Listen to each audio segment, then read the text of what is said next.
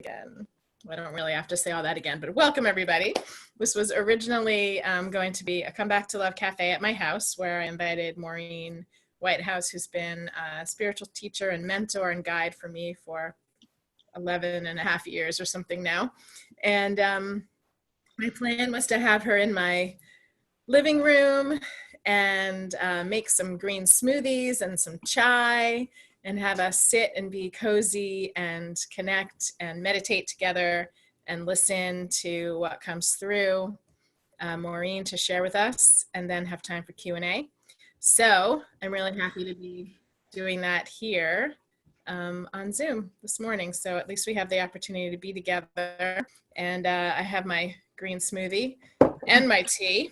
So I hope you guys have something to sip on and be comfortable, get cozy, blankets, pillows, whatever you need to just relax and be present right now. This is, for me, such an incredible gift to have you, Maureen, in my life, and also here with us this morning. It's such an incredible opportunity to drop back into our hearts, to tune into what's really going on in the world and feel peace and have a place of a sense of grounding and what's the word I'm looking for? Well, grounding and stability inside of us at a time when we especially need it. So I'm going to turn it over to you, except I just want to, I think, say one or two housekeeping things. And that is that for those of you new to Zoom, somewhere on your screen, possibly the top right corner, there's a little something, either an icon or words that can change your view from speaker to gallery and back. On gallery view, you can see everybody on your screen, or you can see a percentage of the people on your screen, and then you can scroll left and right to see other people's faces and to see who's here. If you want to just put it on speaker view when Maureen's speaking, then you just put it on speaker view, and then you'll see her in the big screen, the rest of us across the top. At some point, I'll ask you to raise your hands if you want to ask a question. So what you want to do there is click on participants at the bottom of your screen, and that's where you'll be able to raise your hand and different things. There's also a chat. Christy's asking if anyone gets kicked off occasionally. I don't think people are getting kicked off, but yes, you might need to move inside. I'm going to suggest that we leave the chat box alone for today, for right now, at least, because it's just a distraction. And then people are like half listening to Maureen and half chatting, and then we have to divide our attention. And so this is a wonderful opportunity to come to presence and mindfulness, and as best we can, because I know for me anyway, I'm sometimes doing more than one thing at the same time. So I didn't turn the chat box off or anything, but I'm just going to suggest we leave the chat box as is, and maybe later we can open it up. So thank you. And if there's something urgent, please put it in the chat box. I have mine open so that I'll see your questions and try to respond. Okay, so let me just check everybody's muted. And just, that's the other thing. I mean, I'm going to mute everybody. And if for some reason you end up unmuted, please mute yourself, mute your phone, depending on what device you're on. And now I'm going to turn it over to you, Maureen. Thank you so much. Okay. Hi, everybody. So I wanted to make sure everyone knows that this is, as Robin was saying, to get yourself in a nice, comfortable place and just settle in, like really just sink in right now, because the experience here is more of a transmission than it is like a lecture or anything like that. It's more of something that we all need now, the opportunity to settle into a space of infinite peace. And I've had a lot of opportunity over the last few days, as everyone has, via social media, to kind of connect in with the psyche of humankind right now, and to be able to see what's happening with the majority and the collective of people. And there's a lot of angst, there's a lot of fear, there's a lot of challenge going on. So I wanted to talk today about the beauty inherent in challenge and in change. That's the most important thing that we can start to get in sync with now, is the beauty inherent in all of this. And if you think of that word right now, maybe you have a different relationship with beauty, but I'd like you just to settle in for a moment and just feel what your own personal relationship with beauty is first. Let's go to the soulless right off the bat here. I am hearing bells come in. So on my end, Robin, I'm not sure why that I'm still hearing the bells, but as people come in, just know that we're going to start off with just a little bit of a respite from being in the world and in it, and kind of get into our own space where maybe a little bit selfish with the capital S. We're just letting ourselves come back to our own center, to our own space of ease and peace. And I love that there's lots of people coming in. I love that the bells are ringing. So if you can see those bells as they happen now, let's integrate them into part of the meditation, that for every bell you hear another ring for consciousness, that you hear people coming in the collective, that we are the forerunners of humanity in this space of ease and peace and grace and well-being. And we're blanketing the whole world with that intention and that energy. So when you hear those bells, just see it as, the angels ringing the bells from heaven, telling us that we're not alone, that we're all in this together, along with the ascended beings and the ascended masters and the angels and the powerful beings that have come before us. They're all letting us know as the bells ring that you're not alone. You're not alone in this, that this is grace in the making. So just let yourself settle in, and again, get as comfortable as you possibly can in this moment. You deserve it now. If you're a human being on planet Earth right now, you deserve to abide in this very moment in a state of ease and grace and peace. And I'd like you now, just for one moment, to let yourself travel within your mind's eye. Go back to that space that you were in as a child, where you could access this world at any moment that was your own world. And you could go into your world of imagination and be free to see and feel and think anything you wanted to. Go back to that space where you don't have to apologize for being in your imagination and living in that world. And just inhale the capacity to close your eyes and open to a brand new world, your own inner world. When they asked Joan of Arc if all of her visions could be her imagination, she said, "Of course, what else is there?" And so now let yourself sink into that space where you know your imagination is part of your soul, part of your truth, part of the essence of you. And let yourself see where your imagination might have taken you to over the course of the last few weeks. And notice when it ran a little wild. And notice how where you were sitting might have been a comfortable, safe space, but your imagination might have run wild after looking at a headline. And just love yourself in this moment for being who you are in this very moment. No judgment, no guilt. Just notice that, though, how your imagination is so massively important and so amazing in its potential, and where it could bring you when you don't realize that it's so powerful. So let yourself now sink into that imagination, and let's all see ourselves in our favorite place. It might be a beach with a beautiful sunrise, vastness all around, no one but you and your ocean. And just feel what this feels like in the woods next to a brook, on the top of a mountain, looking over a vista. It could be celebrating with family and friends in a happy space. Just see yourself in your own favorite place.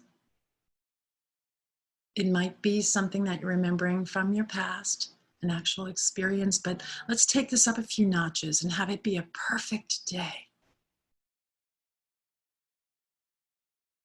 And let yourself just breathe in that capacity to see loveliness and beauty all around you now. Feel it in your heart of hearts that this vision is coming from a heart-filled space. And then extend that out into your world, in your imagination, where it spreads out from you, that you are the center of this dream of peace and ease and grace and relaxation, joy. And now just breathe the solace of that into the cells and the systems and the organs of your body. Let yourself breathe in grace and beauty. And feel what that feels like as you breathe all the way down to your hips, this next breath, all the way through your physical body.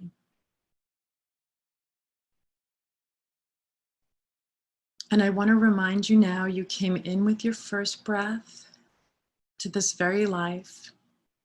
Every breath you breathe that breathes through you of its own accord, without you deliberately intending to breathe the next breath you will breathe. This is your soul's action. This is the animating force of you. You came in with your first breath, you'll leave with your last. This is the truth of you. This is the grace of you. So allow yourself now to take a deep, deep, deep inhale, so deep that you expand beyond the confines of your physical body, and follow that breath all the way in. One breath in and exhale. Follow the exhale all the way out. And just for a moment, let's follow the next 10 breaths. Follow it in silence along with me. Inhale deeply, feel it touching every cell, system, and organ of your body. And exhale, completely relax, relax, relax. Let go, let go, let go. Just breathe as deeply as possible, following every breath. The inhale from start to finish. Take that little pause between the inhale and the exhale, and now just follow the exhale all the way through your body and out. 10 deep breaths.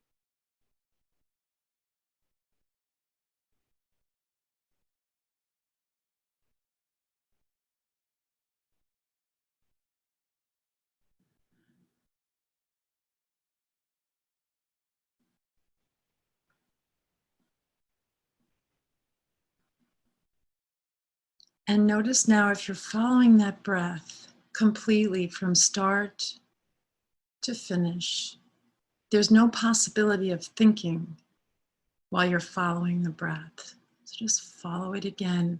Inhale, following that breath.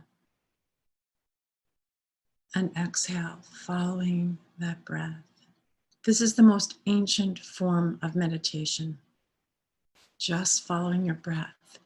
You don't need to learn this. You just need to watch the very breath that you came into this life with and the very breath that you'll exit this life with. This is the connection to the truth of you. I'd like you one more moment now just to notice that beautiful place, the place that you notice with your imagination. Put yourself there right now. Breathe one deep, full breath. Breathe in that grace and that beauty. And then exhale that. And as you come back into the room that you're in, just begin to notice how that can even brighten the physical space that you're in right now, by bringing that awareness of beauty and grace and peace and ease back into your very own life. Now, we're all at various stages of being kind of confined into the space that we call home. And so I'd like you just to take this moment now from where you are to just bless your home. Just feel the energy of you emanating out in your heart right now with gratitude and appreciation for the space that you're in, for the roof over your head, for the comfort and the safety and security of your home. Bless this home as though it's a living entity breathing the space around you now. Feel gratitude in your heart. Feel the ease of being in this moment, listening to sanity and enjoying spaciousness. Two things that you want to really recognize are beautiful, important, valuable commodities these days: sanity and spaciousness. So welcome to everyone who came in as we were meditating. I know you can feel the collective energy right here. Beautiful, beautiful, for holding this space for everybody.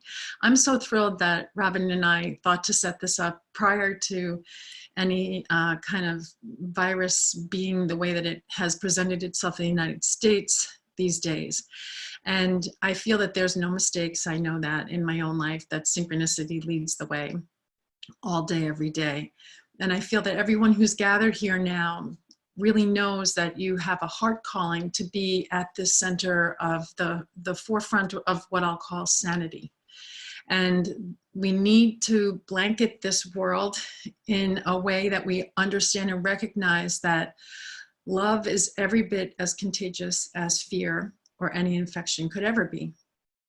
And that when we begin to love sincerely and deeply, when we begin to embody that first and then walk into our lives with that love, that embodiment of love emanating from us, that very experience that is so good and so healing and so nurturing for us is exactly what anyone else we could encounter would need.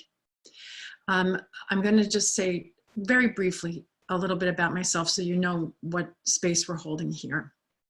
23 plus years ago, I had an awakening experience that was, I was catapulted into from a very concerted study of A Course in Miracles. And I came out the other side via an experience of going into the heart of God, what was akin to a near-death experience, didn't breathe for many hours, and came back through a near-death experience. So as I saw my life go before my eyes in that classic near-death experience, I was viewing most specifically the most painful parts of my life. Miscarriages, big things, you know, things like on scale with a virus to a personal human story. And as I was watching these moments that, you know, took me down in my own personal life, I heard, felt, and saw with a completely different perspective of having been at one with the divine, and heard rumbling through my being, now you see how I see, now you see how I see. And the voice had this rolling chuckle. It was a laugh. It was a joke that our worlds began with a laugh, that this cannot be true. You're dreaming an impossible dream, that you think you could be separate from the divine, that no matter what you could contrive on this planet, no matter what pain you could come up with, no matter how creative your mind can be in captivating you with pain, it is not real. And so I saw it from this perspective of what would I have been and done and seen if I had known I was God, if I had known we could never be separate from our divinity.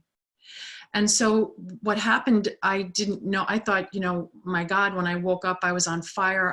I lived the next 3 days with my ego dormant. I could only see unity. And I literally had to keep myself off my knees. I was crying with absolute astounded joy at everything I saw, because it was all connected.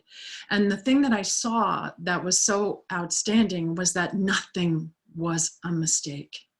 Everything was orchestrated for the divine purpose of waking us up.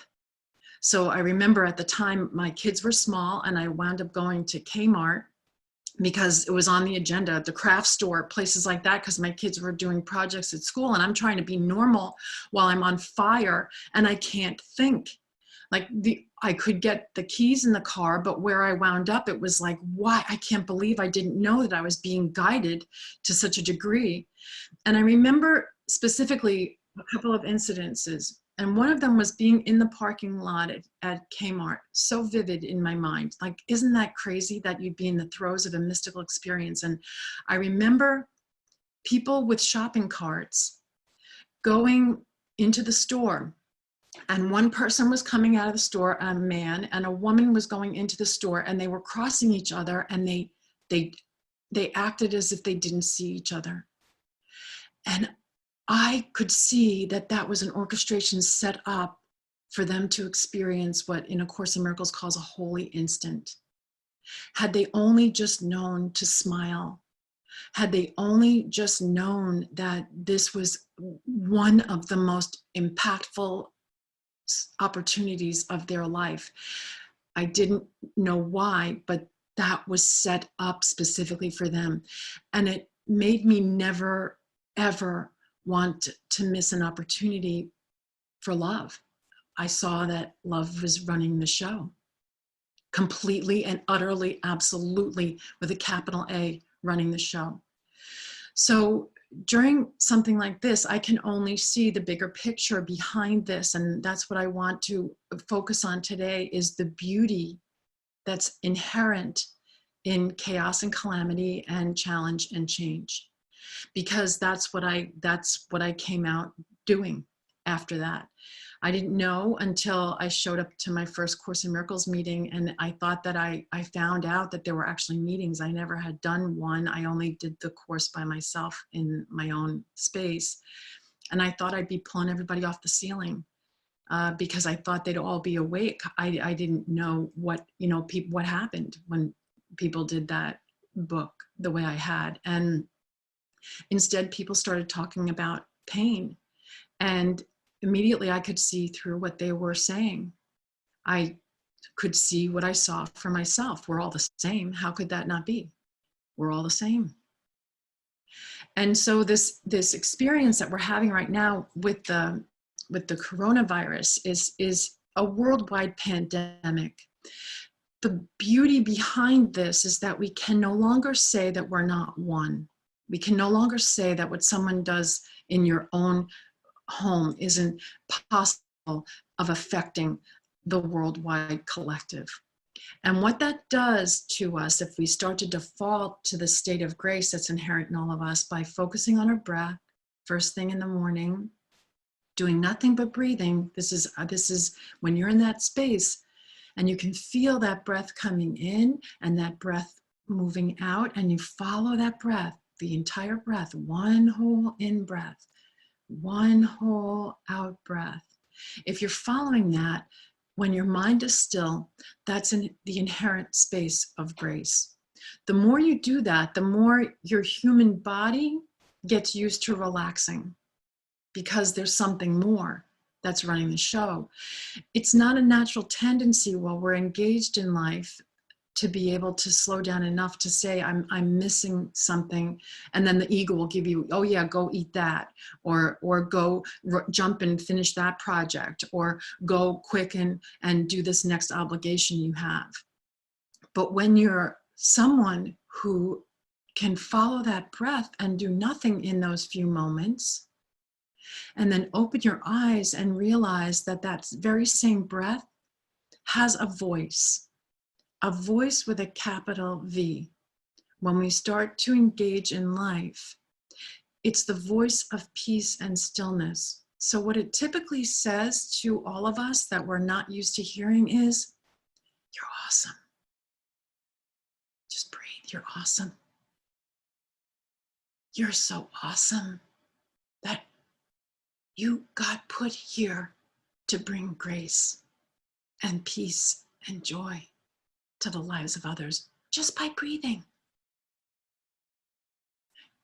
You're perfect just as you are right now. No need to do anything but breathe to know that. You are cherished. You are impeccably loved. You are the essence of my being. I love you so much, you could never feel this much love in a human body by focusing just body to body. Sit back and relax and receive. That's your only job, receive. When you begin to notice that that voice is always telling you how impeccably loved and cherished you are, then you realize how the ego wants to fight that voice, tell you to get out and do something to prove that you're worth something, that, you're never going to be worthy enough. For what? For what? For something that comes and goes and comes and goes again in the transient world. So when we get back to that space that tells us that we're inherently perfect and inherently loved, when you take your next steps into life, they're a lot different. You notice the person pushing the shopping cart. You just notice the person pushing the shopping cart. So can you see how important that encounter is, as if your head has the list of 10 things you had to do? Because that was the first day of my life that I ever had gone out to do the shopping for my family or my kids, the craft store or Kmart, that I had ever known I was in a state of grace. And when I realized the mundane is absolutely teeming with the miraculous, I had to slow down a lot more to see it, because my eyes were too busy looking everywhere I wasn't. And my being was too busy performing to try to be good enough to be able to be acceptable enough to be loved. I had no idea I was so impeccably loved already. So how that looks engaged in this experience is that, first and foremost, everybody that's here, there isn't one person that's here that this doesn't apply to. Not one of you, because you showed up here. That means I don't do anything that isn't divinely guided. I don't do anything that isn't synchronistically led. That means you're all synchronistically here because you have to hear what I have to say because of what you're going to do in the world during this pandemic, how you're going to show up, because you're just getting reminded by the divine, because my voice can speak normal human words. But I'm just telling you what the divine is saying to you. You are cherished and impeccably loved. And you are so important and so key to life on this planet that we want you to treat you impeccably well, first and foremost, and then to just shine. But if you don't plug in your own lamp in the morning, how are you going to shine? And the best and easiest time to do that is before you engage with the world and you wake up. And first thing in the morning, you let yourself just breathe the way we were. And if you just wake up every morning, I promise you, if you just wake up every morning from now until the end of your last breath when you leave this planet, and if you connect every morning just with that breath, that one full in breath and that one full out breath, and you breathe it and you say, thank you, God. Thank you, my divinity. And you're speaking to yourself. You're breathing that breath that is the soul of you.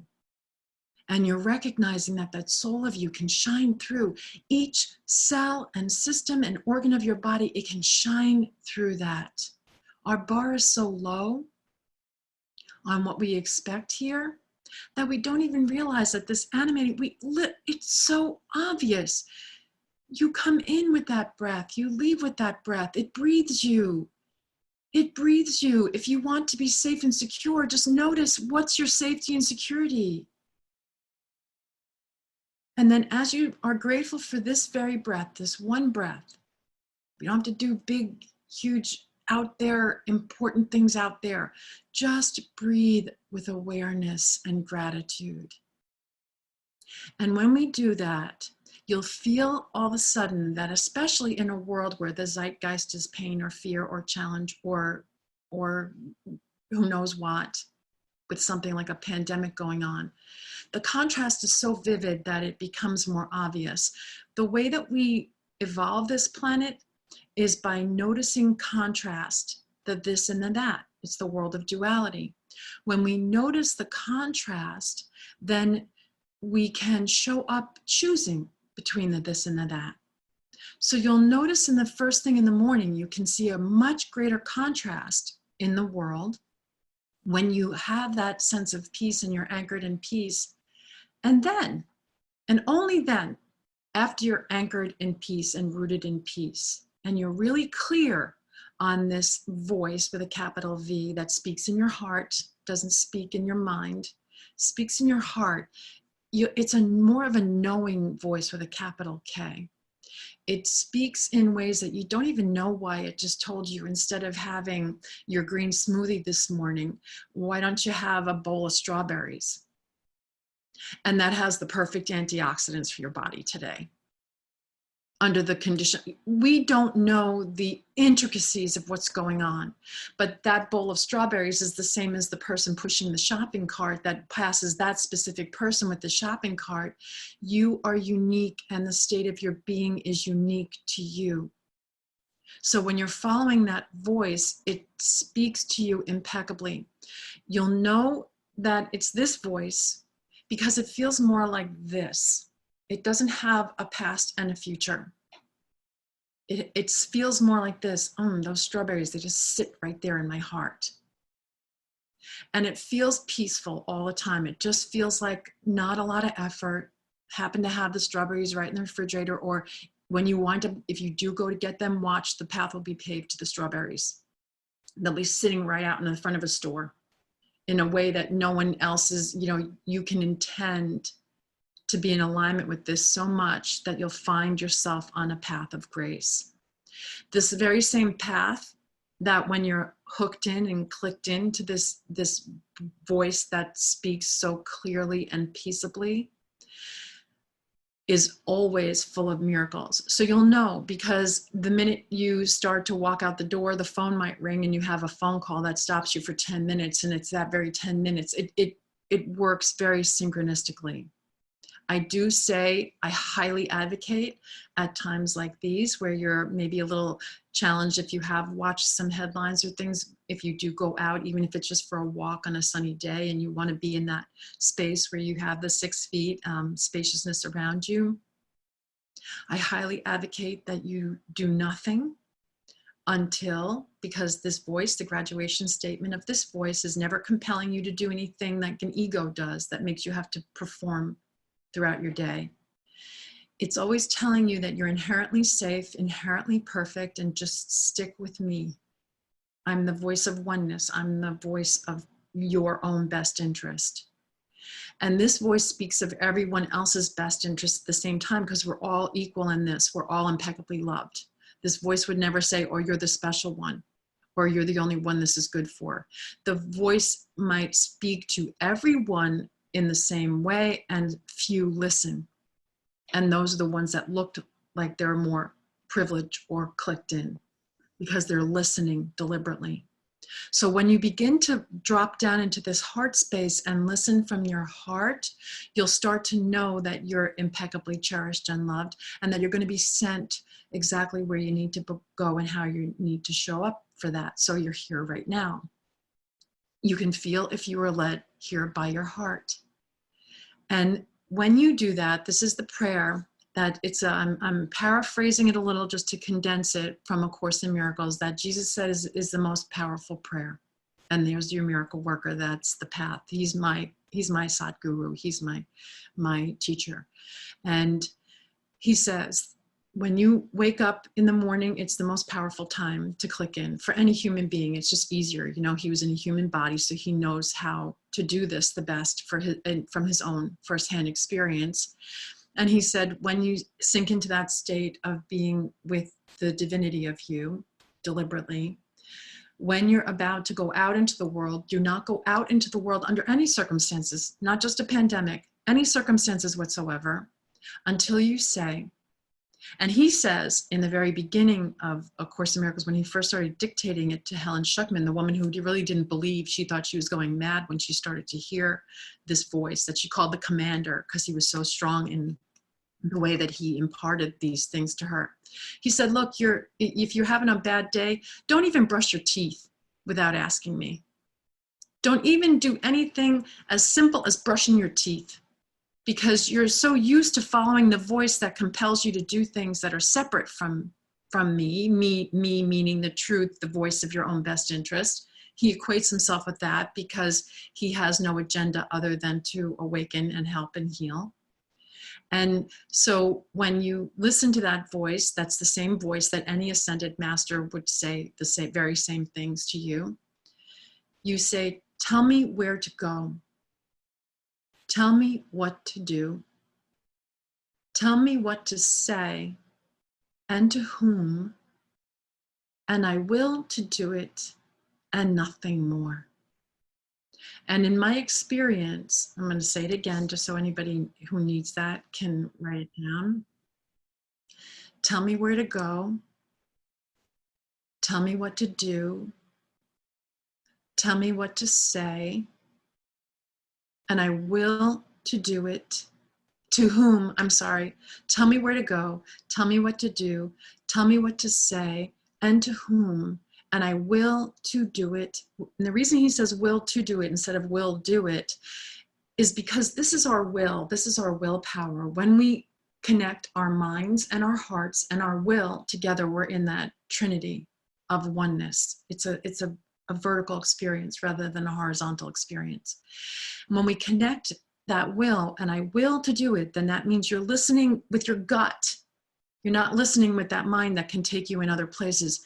I will to do it. You're dropping it down into your heart space and into your gut. And feel how you know this. Everyone here knows this. Sometimes, even if everybody's doing something that appears to be really important because everybody's doing it, you'll just have a gut knowing that that's not for me. And it could be something that's under the guise of being the most healthy thing that everybody seems to be doing because it's the zeitgeist of the time. And you're getting something that, no, this is where I feel like I'll be. And I have to say, if you're someone who's been doing this, and I'm sure there are a lot of people here who've been doing this, getting in your own space and being a little bit what, people might call or think is odd as far as the collective is concerned. You're used to this. You're used to moving to the voice of your own inner knowing. You're used to being someone who has to totally disregard the good or bad opinions of other people. That's how you master this, by being able to be in that space that you're unapologetically yourself. You're unapologetically brilliant. You're unapologetically safe and secure and peaceful and at ease. And then the more you can do that without a sense of defense in the world, if other people have a different opinion or another way of approaching this, or need to watch the news right now 24/7 in order to, in quotes, feel safe, which is really the hardest way on earth to feel safe. If instead you are the one defaulting to this inner voice and this inner peace within you, then you know already that if you've chosen this as a path, you have got to be in a space where, to do it authentically, you can't care about the good or bad opinions of other people, because you can't maintain this in a world where everybody has 10,000 opinions on anything that you do individually. So it brings a strength in us and a resilience in us, times like these, to remember the times in your life when it worked, when it clicked. The times in your life when it worked and it clicked is when you were in your own little world, consumed by something that was delightful and fun and beautiful and awesome for you, before you ever even thought, because you were so happy with it, to share it with someone else who might have then like deflated your bubble. And you realize now that when you can do that, be in your own little world enthusiastically and joyfully, especially in these times when we're getting a lot more opportunity to do that, then don't let other people deflate your bubble if you're happy and enthusiastic. You just keep the lamp plugged in. You keep shining brighter. You turn up the amperage. And you let yourself be in that space just out loud, because I'll tell you right now, you being in a joyful, happy space, committed to your own creative self and your own peace and your own joy, is the biggest gift you could give to anyone on the planet at this time.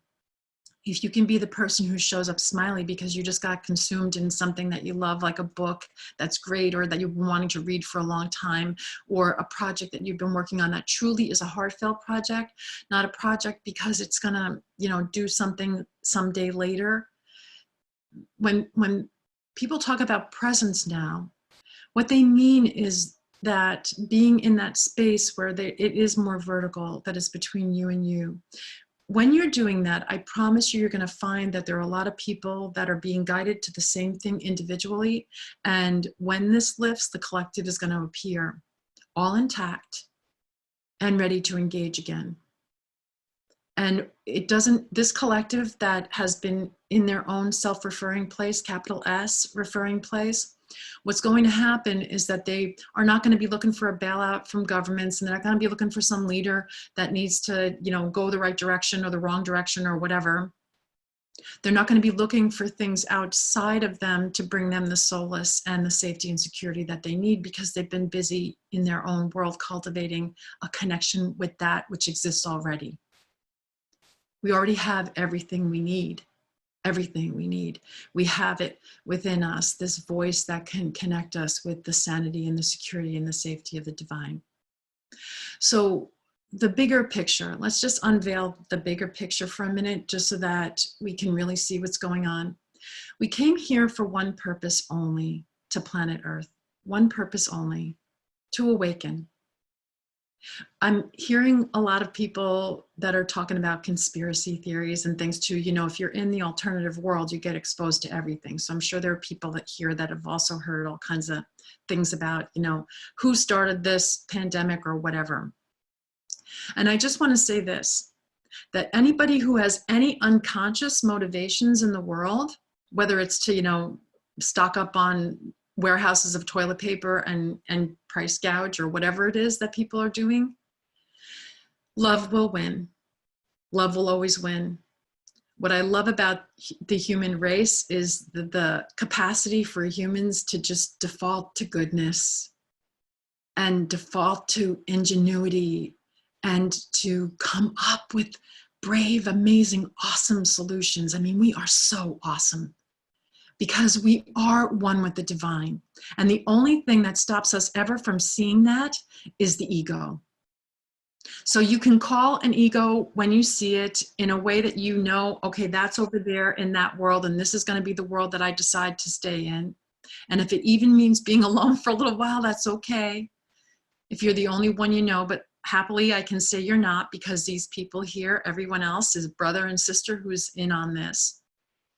And we all know that if only love is real, and we came to awaken to that, and we already are that, and there's nowhere to go but to recognize who we are, just sit with that for a moment. This is the journey. It's so small, you can't even touch it or taste it. Then you're already everything you wanted and needed to be already. But you came here as this brilliant soul to come to life here in a planet that is the world of duality. Let's be realists here. If you're on planet Earth, you're there, I'm here. I've got these fingers that even look separate on my own human body.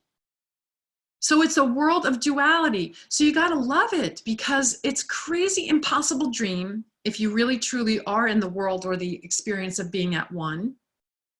But how fun, because through this contrast of the dark and the light and the this and the that and the good and the bad, you can say, you know what? I've done it. I've been human. I chose bad this time and it sucked.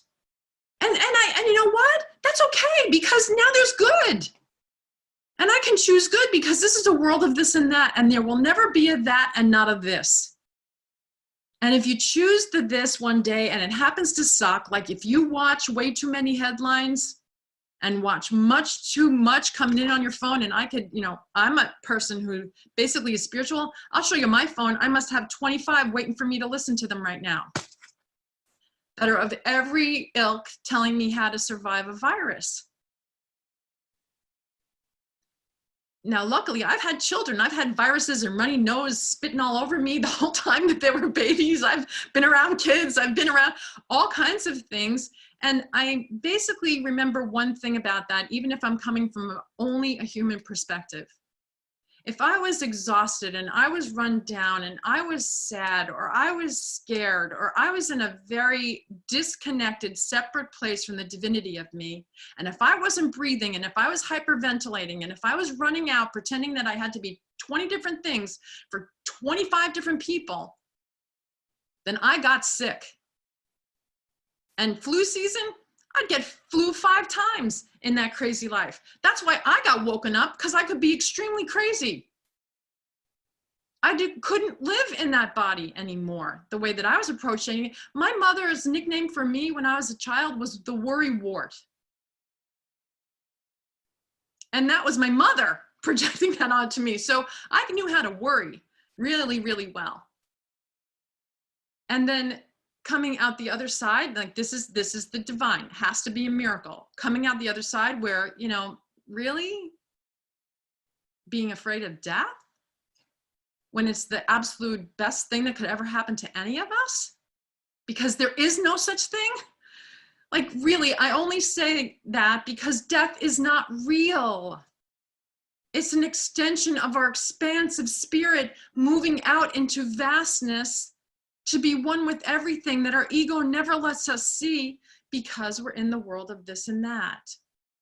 So I know and understand fear as a human being. I totally get it. But when we can start to default to seeing we humans are really divine beings in physical bodies right now, and that anything that happens or comes our way is a way for us to be able to say, okay, if it really feels scary, or it really feels frightening, or it really feels challenging, then I must have a limited story on it, because we create the dream, our own dream. We're that creative that we can create our way out of anything. And we can create our way out of anything. So this, as a finite experience, we create our way out of anything, we humans.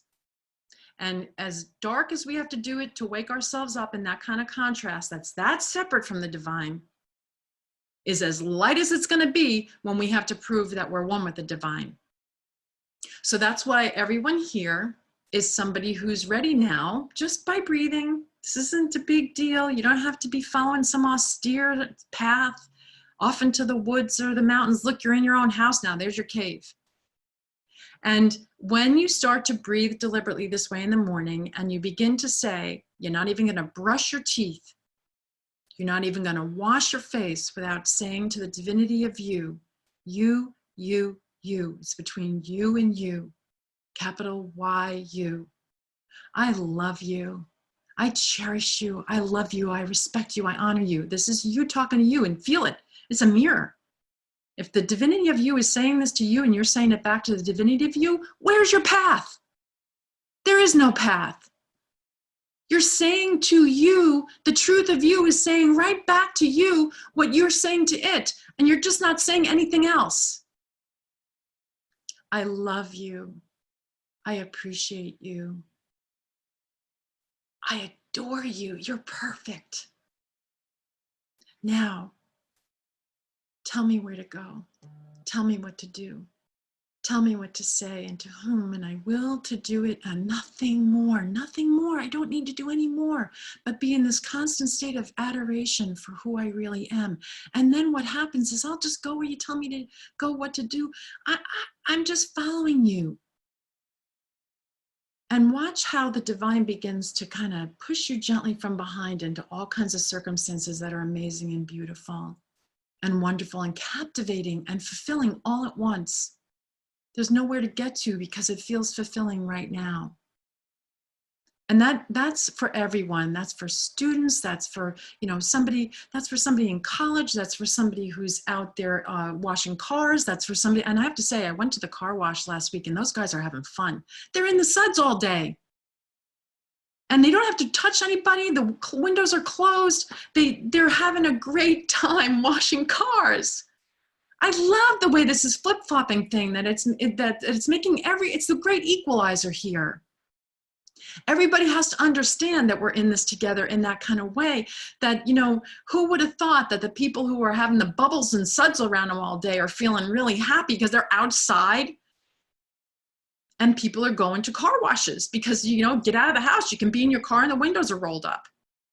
It's such a fun thing to watch when you start to watch how you can focus on the graces that are happening and begin to see that right now, some of the things that we've been taken for granted and that we've been missing in our lives are coming more to the forefront. Like, I'm hearing kids that are able to walk down the street, jumping and skipping and having a good time because their parents are both home and their dogs are loving it too. Kids and dogs are having a great time right now. Who would have thought? And I'll tell you this, I truly believe from my perspective here that they're the innocent souls, they're the joyful souls. The divine is saying, look, people, look who's leading the way out of this one. This crowd that's coming in, these younger beings, these babies that are here now, they're not having it anymore the way that we were doing it, with both parents running off and having stressful lives and then giving them 10 minutes at the end of the day. They're evolved beings coming in because they can't help but be more evolved than us. We keep evolving this place. That's how it is. We keep evolving this. We came here to wake up. That means we'll evolve the world. That means whatever situation it looks like it is here with an inherent experience of waking us up even more. That's all it's here for. And so that means when we have things happen like this, then we have to wake up more. And so there's several things. We have to take better care of our environment. We all know that. We can all give it a lot of lip service, but we have to take better care of our environment. And I do truly love that soap and water is the only way that people are able to really know that they're doing something about this, because it's such a great symbol. Let yourself be in that space where you realize that we want to cleanse ourselves on a lot of levels here. We want to let go of a lot of things that feel like they've been a lot of pressure and a lot of challenge. First and foremost, pay attention to the beauty inherent in this human soul, that it will always rise to the occasion, that we have such ingenuity and we have such capacity. And whenever you ask people, I've read stories from people who've been in, the blitzkriegs of World War II or in concentration camps. When you hear people that are talking about those kinds of challenging times and you're getting the whole story, not just snippets and not just headlines, when you're getting the whole story, they're some of the most captivating and beautiful stories, because no one can relate, having survived something like that, can relate to it seeing only horror. They have to see the beauty intertwined. And they'll tell you about the person that they met who stuck with them the rest of their lives. And they'll tell you about the things they cherished most. And they'll tell you about people sharing scraps of bread.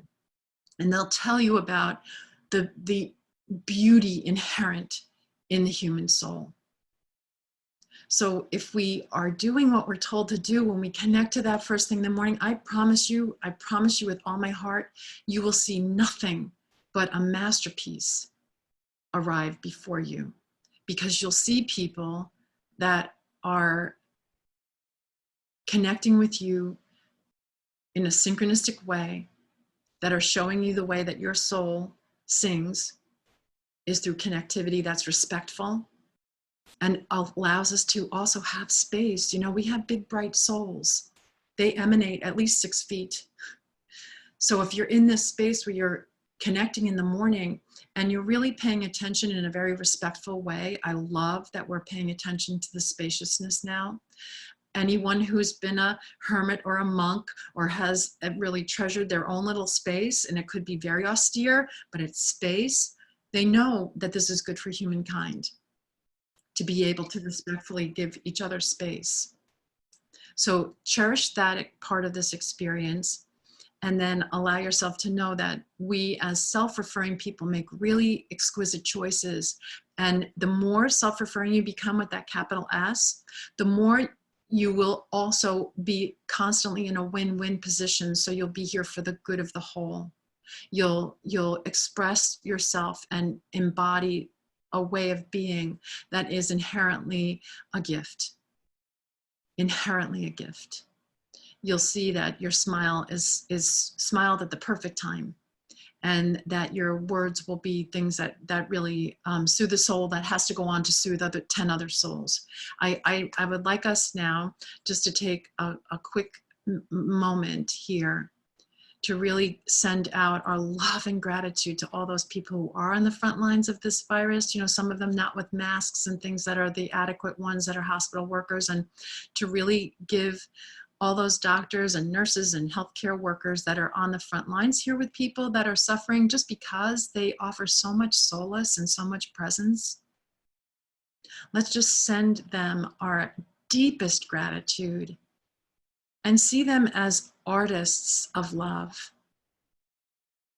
See them as exquisite, amazing examples of souls embodied, of truly divine beings. And thinking, how on earth can we ever as a collective appreciate them enough and thank them enough for willingly jumping out into the trenches? Amazing, beautiful souls. And send them all of our brightest lights and intentions, and keep them in our hearts and prayers, last thing at night and first thing in the morning, paving their way, staying in this peaceful place of ease within ourselves, and seeing them. Might as well dream a lucid dream here. If you're going to be dreaming a dream of separation, make it a lucid one. And dream into their experiences all kinds of delights, that they experience miracles after miracle after miracle, and see their way paved with grace. And see the divine just loving them, shining love on them everywhere they go. That this comes back to them 10,000-fold, that they were the exquisite human beings who showed up for this with such grace and such capacity to transcend their human body's limitations. Bless their families, bless all their loved ones, and let's just give a big collective prayer of gratitude that we love them so much, and that we appreciate them so, so much for being such brilliant examples of what and how exquisite it is to be one of this human race that has them in it. One big breath, follow it all the way in. And one deep exhale, exhale out grace. And then just come back into the room now. And Robin, you have to, you know, I kind of go on a riff sometimes here. So tell me if we're ready for Q&A or whatever you'd like to do. I just want this to be an experience of like an exhale for everybody. And I know I can talk sometimes, you know, and I want to make sure I give a breath to have everyone breathe. That's great. Okay. So should we do Q&A, or should I just continue with a few more things here to highlight how we can walk through this in a state of grace? What do you think? Would say let's do that piece about walking through this in a state of grace, Okay. and then have about 45 minutes for questions. Okay, good. So just some real tangible, practical ways that, again, the very first and foremost one I give is that I personally don't even begin to encounter another day in time and space without surrendering my entire psyche and being to the divine. I don't feel that I'm here, that my human body stays on the planet for any other reason but to have that come through me as effectively as possible and to stay out of the way.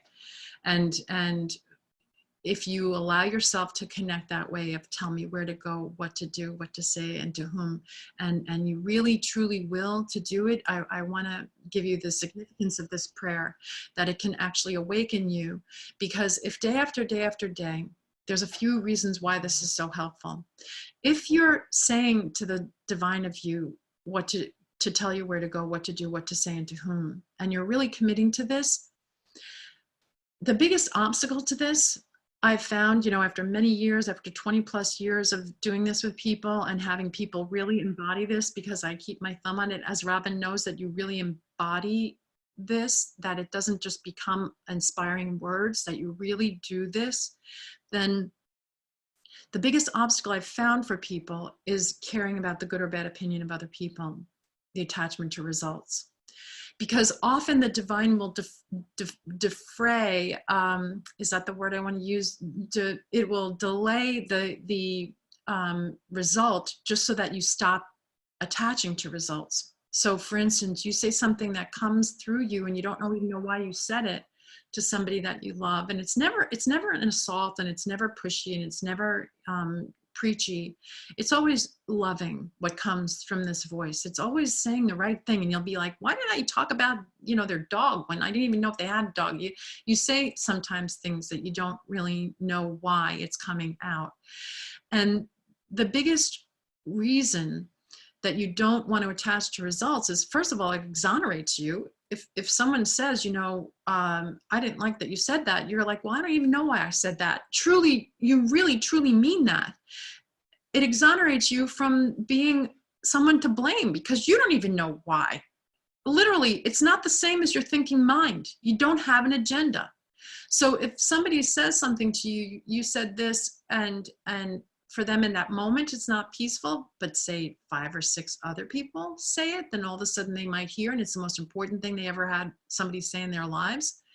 And if you're the first person who happens to say it and they take exception to it, sorry, don't know why I said it. It exonerates you. That's one thing. If you really do care still very much about other people's opinions.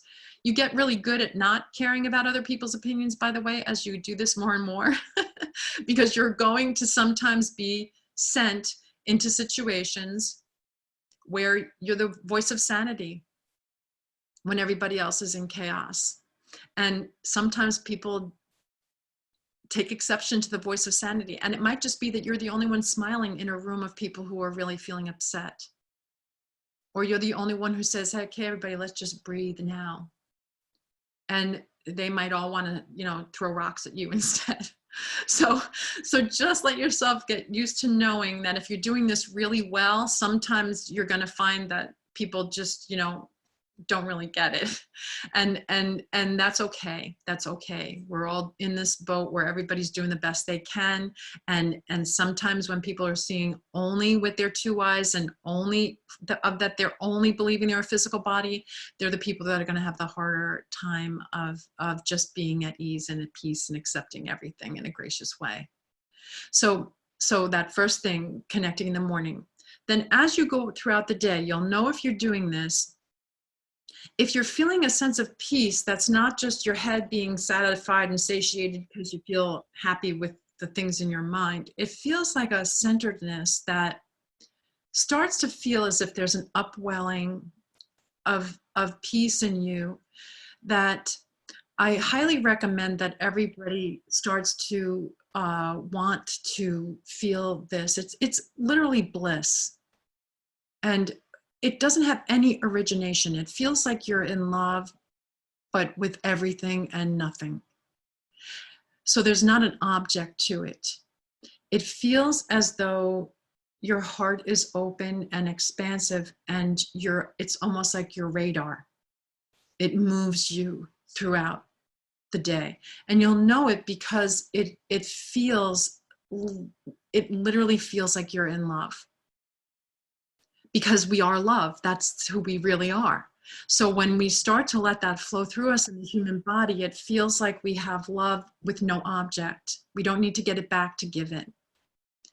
And it's solely between you and you. It's between you and you. And what that looks like is everybody around you wins, and you're simultaneously winning. You're not giving anything away in a way that it feels like you're losing anything. Because the more you give from this space, the more you receive from this space, the more you can see it's a very self-contained, unifying unit that is oneness, yet it expands and everyone else feels it too. And then, so this is what it's like. You show up, number one step, you show up. That just means, typically if people show up, they think they're going to a birthday party for a birthday. You know, now Robin was just saying she was at a virtual birthday party. No one knows like virtual birthday parties really. So you're just showing up. You're like, what's going to happen at a virtual birthday party? Well, that's pretty much every day of our lives right now, because considering everyone's washing their hands to the sound of happy birthday twice, you can consider yourself, you know, singing happy birthday because you just woke up today. So if you're considering that this is you showing up to your life and you're really showing up, that means you're not labeling things. You're showing up. You're paying attention with all five senses. You know, here I am. What is there to see? And it's not because you're micromanaging or you're in fear mode that you're trying to micromanage this world to stay safe. No, you're feeling it with the sense of graciousness and gratitude that there's always a miracle at hand. And so that's showing up and paying attention. You're being mindful. So I always stress the full of mindfulness. You're full of grace. You're full of the divine. You woke up already connecting this morning. So you're showing up. You're paying attention with all five senses. You're loving whatever it is. So the mantra that I give when I work with people all the time is, I don't know what it is, but I love it. If you start to default to fear, if you're reading a headline, they're going to tell you exactly what it is. If instead you look at things that feel fearful and you say, I don't know what it is, but I love it, you're going to get the part of the story that's the end, then there's this. You're going to get this part of the story that instead of us giving us the frontline story of the people being sick, why aren't they highlighting the people who are helping now? So that we can see the resilience and the beauty of the human spirit. We want to remember who we are as a collective. We realize now too how connected we are, that you having your own little space of peace and ease is only because that's connected to the allness of everything. If you're in that space where it's a win for you and the divine says right away, yeah, you win, everyone wins. You win, everyone wins. You stay full of grace, you stay in a space of mindfulness, everyone in your immediate world wins. And then they go out and smile at the right person who's having a really hard, scary time. I love that we have the spaciousness. That's a gift of this, I really truly feel, because we had so many people who were, you know, in a state of crisis over being their personal space being disrespected, women especially with the Me Too movement. We've been in this space where we didn't realize that it was really good for the soul to have personal space and to respect that. And when you're going to enter it, to know that you're coming in with loving, good intentions. And when people start to recognize, that's why people cloister themselves when they're on spiritual paths, because people typically don't know how to give personal space. Wow, as a world now, if we're actually paying attention to personal space and then recognizing how we can still communicate mindfully and thoughtfully out of that space, how you can smile, how you can wave, how you can yell. You know, I've gone out on my back porch just to see what the day is like, and then neighbors in a backyard will be, hey, you know, Maureen. And it's so nice that people are, you know, yelling across yards and things and smiling. I love that, because that shows them a more intentionality of connecting. So you're showing up, you're paying attention, you're using all five senses as much as possible. The reason why you're using five senses is because when you do use all your senses, you automatically get catapulted into your sixth sense. They can't all be firing at the same time without you being thrown into an experience. You know it, you've read it, you've heard a really good food writer write about how they had the best meal of their life, and they're telling you everything from all five senses, and then they start to poetically talk about food because they can't help it. They get thrown into their sixth sense. So we want to be in that sixth sense because that's akin to the soul. That's when we transcend the limitations of our five senses of our body. So you're using that, you're loving whatever you're in, and you're going to see with love, your perception will clear. You'll see the part of this that's the, and then there's this, because love is an eternal experience. It expands. The only way you know it is by giving it. So it's an expansive quality of the human soul. And so while we're on earth, whenever we're loving, we're expanding our experience of capacity. When we can say, I don't know what it is, but I love it about something fearful or somebody, you know, that's in your space now, that might be a family member at home. We're also doing this from the inside out now, where the people closest to us are in our personal spaces more than anyone else. You got to really heal those family relationships now. Got to heal those intimate relationships now because you're forced to. They're in your space, the sacred space of you. Now, if you heal this within you first and take this home and really connect here, if somebody says something and you're saying it from that space of tell me where to go, what to do, what to say, and to whom, wow, you might have a challenging marriage and heal your marriage just by this whole thing happening. And what's the problem with that? We love from the inside out. Right.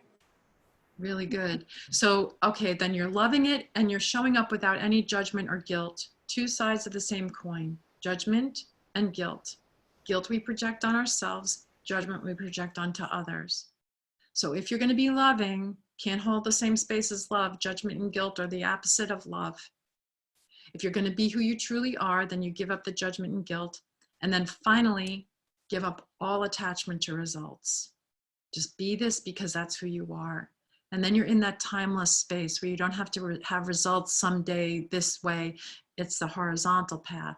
This place, show up, pay attention, use all your five senses, love it without judgment and guilt, and give up all attachment to results. You're going to be in your own little bliss bubble, folks.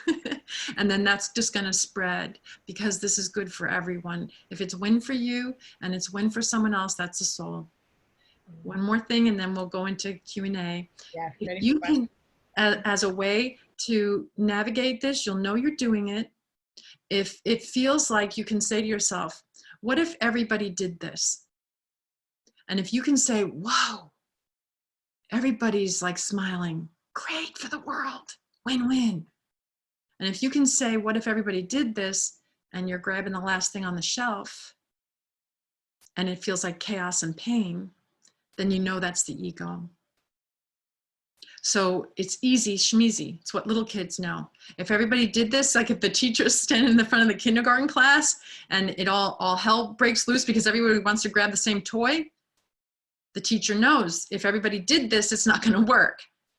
But if everybody's doing the same thing and it's cooperative and it feels happy and peaceful and everybody's smiling and everybody's laughing, it's really the rules you learned in kindergarten, going back to that. How do you stay happy with a bunch of other people and play nice? You really focus on joy and let all the pain die of neglect.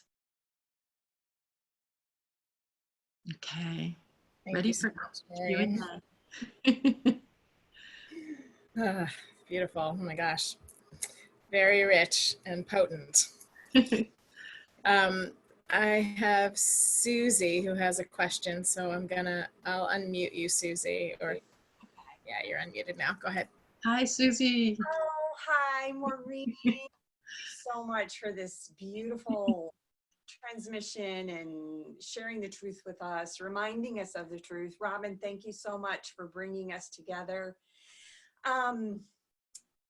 I've been really struggling to access my will to do what I need to do, to be with this voice, to be with myself. And I just keep avoiding it. I know what to do. I know how important it is. And I just am not doing it. Can I ask you, this is such a great question for everybody so that you can feel it inside. Can I ask you, when you say, I've been struggling to follow my will, in a physical experience here, because the struggle is always something to do with the body. The soul of us doesn't struggle at all, it abides. It's in an oasis of peace all the time. Infinity. So when you say you struggle with going with the will, can you place where that is, and everybody check in on your own physical body while we're talking, when it's just Susie and I, but it's applicable to everybody. When you say you're struggling with your will, where does that sit in your physical body? I think it's in my gut.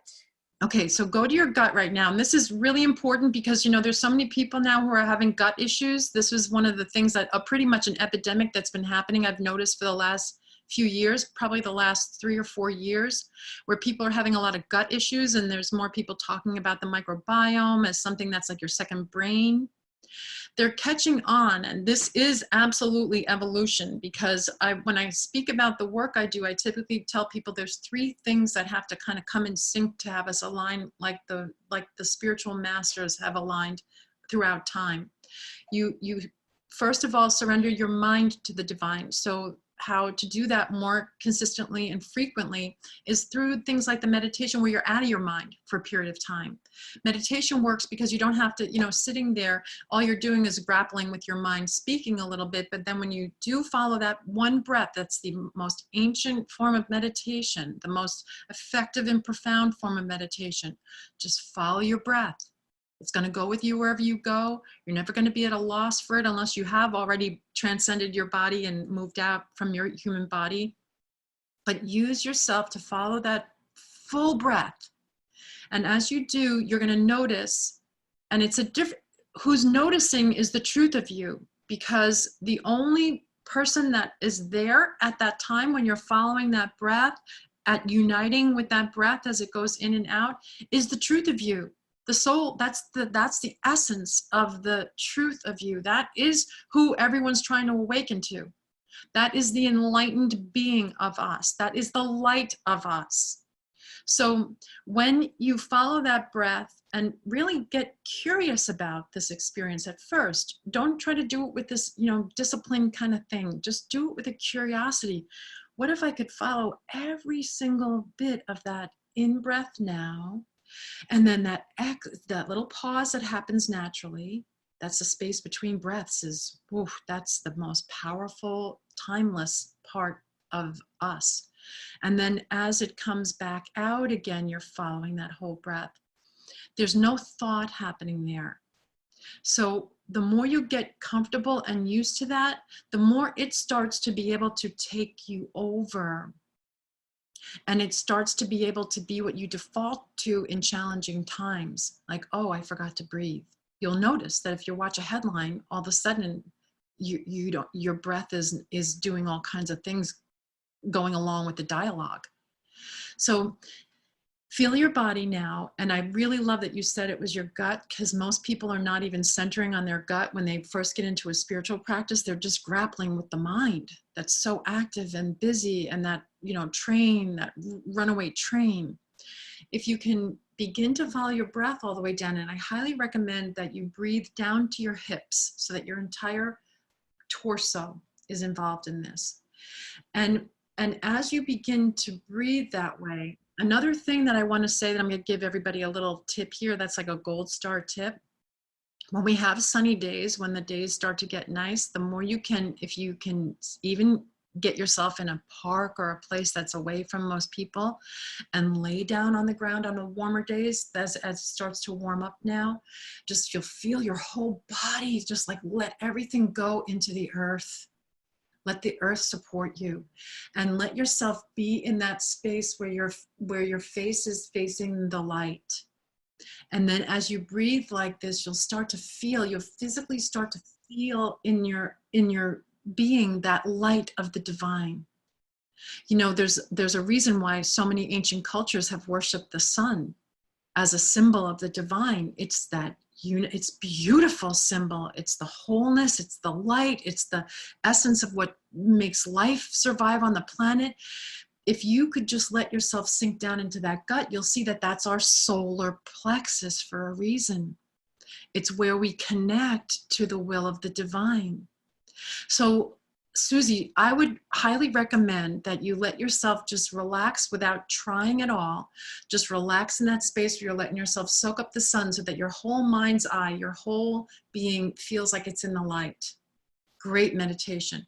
Let yourself just sink into it. If you happen to have I used to do this before I woke up. One of the ways that the reason why I know this is so impactful is because I wasn't awake. So I did things that walked me to the door. And after I woke up, I said, what did I do? Because, it's how the Buddha taught people things about the Buddhist path.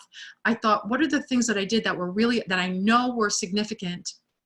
And one of them was, we used to have this, I called the kids in the morning, they were really small at the time, like 2.5 or 3.5 and things. And I used to meditate myself in the morning, but then if the kids were home, I'd drop them to school and then do my practice and things by myself and read the lessons of A Course in Miracles. But we used to have a place in the living room that had a big swath of sun that would come in. It had just a bay window.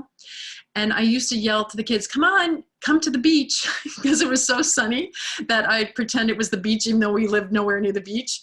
And I remember I used to, when they wound up going to school, I took that time to just lay on the living room floor at the beach, and do my meditation with my eyes closed, just laying down in the sun and then breathing that light in my body.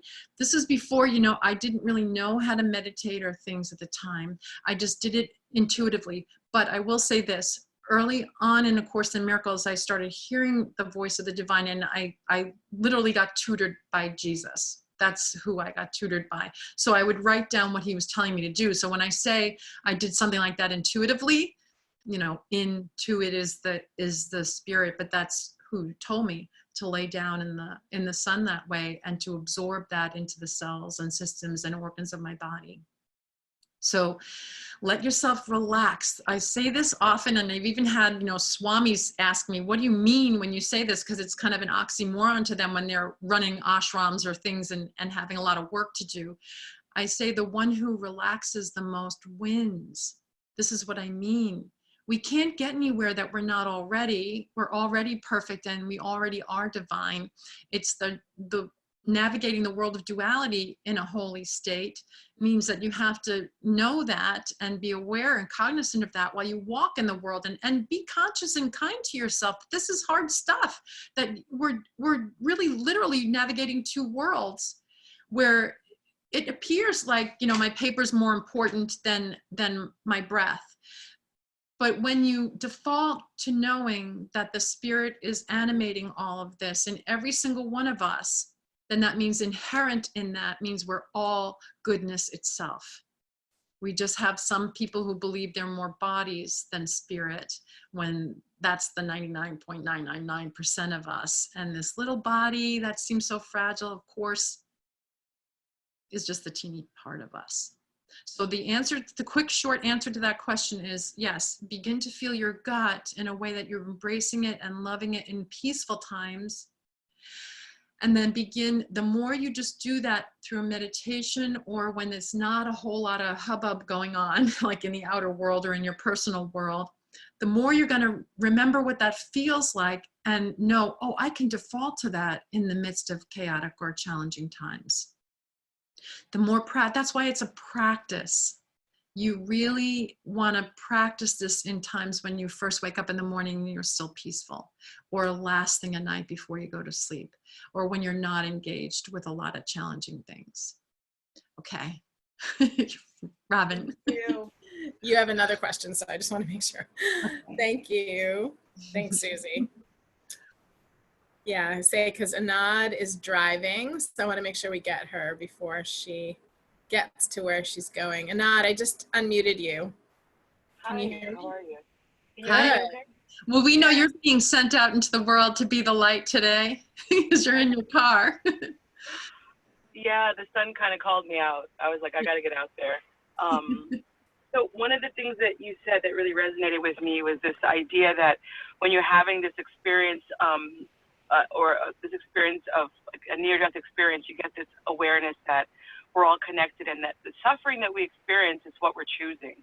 And that feeling that, you know what, it doesn't really have to be this hard. And it's almost like a joke. Like I remember laughing, like, this is ridiculous. All they need to know is not to suffer, right? Like you're choosing to suffer. And if we just like stop suffering, this is going to be a lot of fun. You know, this is going to be like a really great place to hang out and learn, you know? So my question is, in that space of, okay, so when I was having that experience, I remember being really frustrated with spirit that this is the way it chose to teach us, just control things, you know, through suffering, because I felt a lot of compassion for people who never get to understand that they have a choice in it. And it made me feel really frustrated and sort of angry on behalf of humanity that we have all this suffering and that no one told us that, like, you know, there are other ways, like our parents didn't know and their parents didn't know, and here we are in this predicament where, you know, our leaders don't know and they seem to be benefiting from some of the suffering. And I guess in my space, I'm curious as to how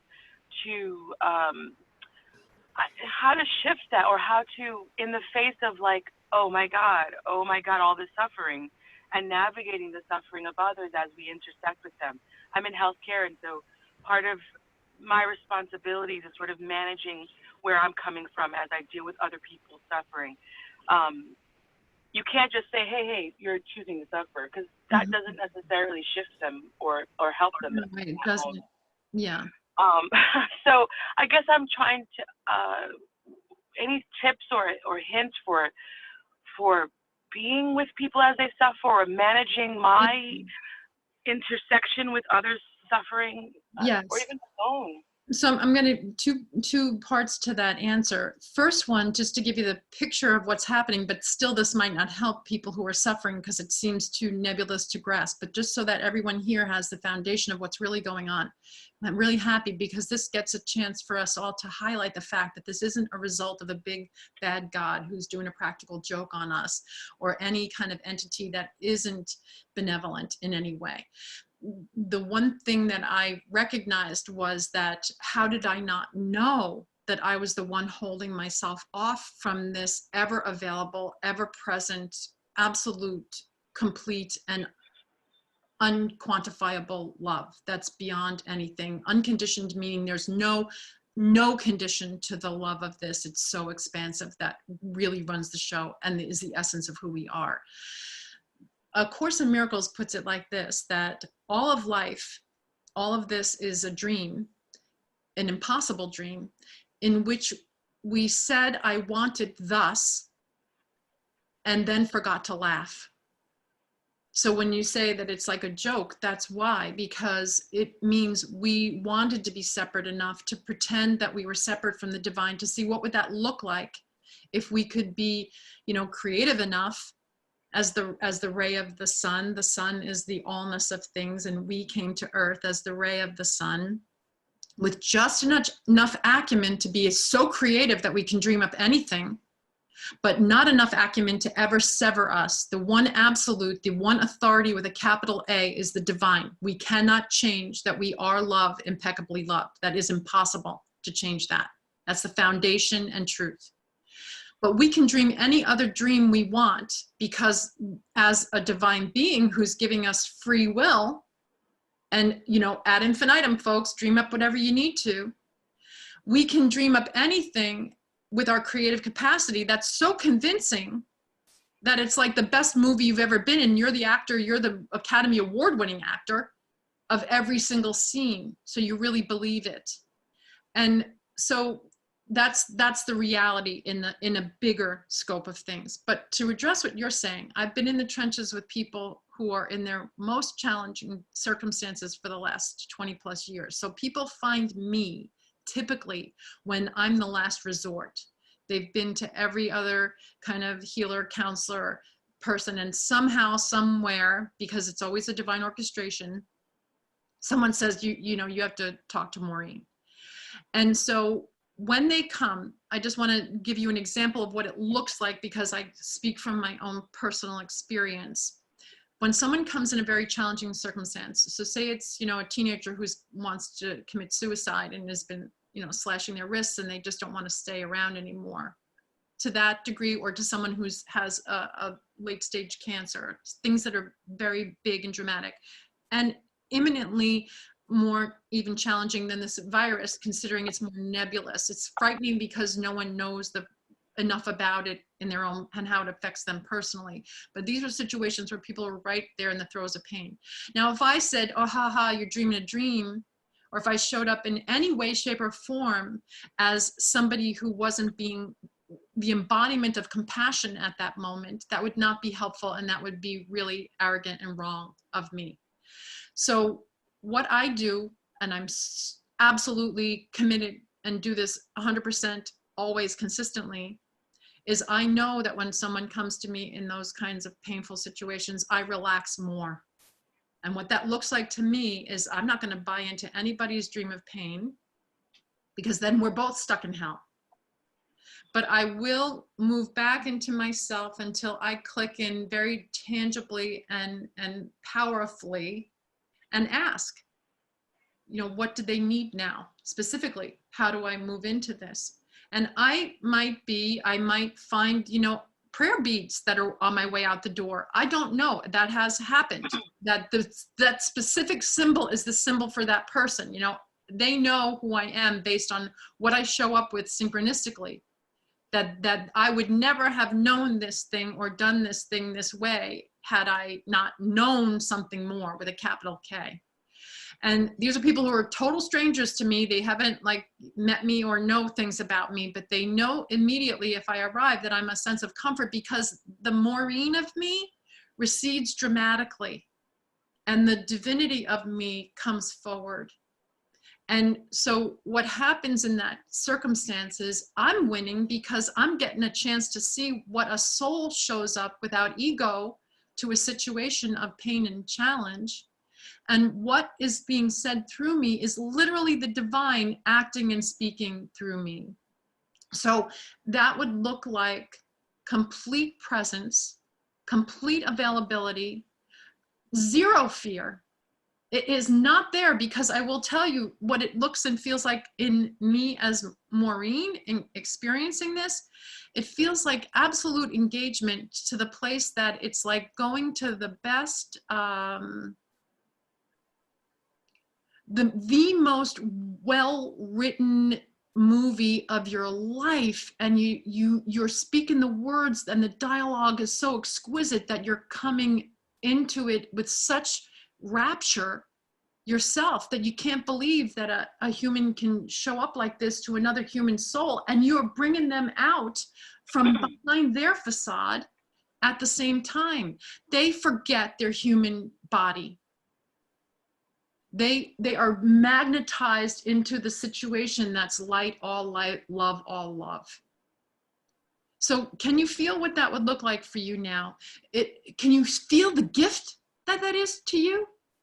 Can you feel that this kind of healer is never tired, or at the moment anyway, and so energized, because this is what you see in superhero movies and things that they try to emulate when there's lightning bolts being shot and things from someone. It's because the divinity of us is that powerful, and I tell you, you can't do it unless you surrender first to the divine, knowing that the divine will use you to perfection if you get out of the way. So I just want to hear what comments you have about that, Anand, because I see your blue gloves, and I love that you're touching human beings in a way that's substantial as a healer. I'm thrilled to impart this to the best of my capacity from my firsthand experience of how this looks. It's always grace. That's all I can say. It is 100% absolute grace. It feels like a bubble. And when you're in that space, what happens, instead of feeling like people feel you're aloof or you're trying to fix something, there is no essence of fixing something into it. There's an essence of absolute connectivity that feels like all they know is you can see something that they can't see right now, and all they know is that you're seeing beyond their pain. whenever someone's in any kind of painful situation, anyone here, for your own personal self, I highly advocate you go to, and then there's this. You go to what's the next phase that you can see yourself in happily. If you're in turbulence on an airplane, you see yourself at the spot you were going to, and you see yourself having fun and joy and engaging with the people on the other side. You go directly home. You go home. And that's what a real healer does. You bring them home before they know they can arrive there. Because they can. If our imagination is everything, based on what we did with the meditation in the beginning, and that's what Joan of Arc said, what do you mean? Everything's imagination. If you can bring people there so substantially and tangibly because you know it, and I'm knowing it at the time because I'm not thinking. I know that the divine is telling me to say what I'm saying. So if I'm saying, oh, no problem, you're done with this, then it's going to happen because they can see the truth of that. We're all dreaming a dream. The impossible dream that we want to wake up from is that we could ever be separate from our divinity. And the only problem all of us ever have is that we forgot how awesome we are, and how whole we are, and how healed we are, and how perfect we are. And our human bodies make us think we're not. The more we release that true capacity of us to shine through the cells and systems and organs of our body, the more healed and whole our bodies can be. The antibody that heals everything is the soul, the light of us, not a body. It's why they're looking for antibodies to be boosted, because the light of us exists in every single cell. There's nowhere that the light of us isn't. We just have to focus on it to see it, because they're parallel paths. One is pain and fear and darkness, and the other is light. So the one that's pain and fear and darkness typically is lower, harder energy to deal with. You'll feel it if you walk into a room and everybody's sad or has given up. It feels like this. If you're in that elevated space, it's why you have to go between you and you. The vertical has to take hold. I use a lightning bolt for the image of the work I do, because a lightning bolt comes directly into the situation. It lights the whole thing up, but it happens now. It doesn't happen that you have to go somewhere to get somewhere to see. So you show up like a lightning bolt. You're connected completely with the divine, and you're letting yourself see that and express that and feel that in the midst of situations that look like a linear challenge, but you right now are present and whole and complete. And then the next moment you're present and whole and complete. And you are showing the capacity of every human at the same time. You have it. I mean, look at her. Everybody can see. You already have it. Like, I can see that you bring that essence of just healing and embodying the divine with you. Never underestimate that. Never second guess yourself or judge yourself, because just shine it unapologetically. And again, that's the very time when I don't attach to results of what other people think, because sometimes I have to blow their minds first. Yeah. Yeah. So what, everything you just said was like so affirming and so validating for me right now. Because it's just my practice. It's how I am, what I do for a living, you know. And people remark at it, you know. People are like, "How do you do that?"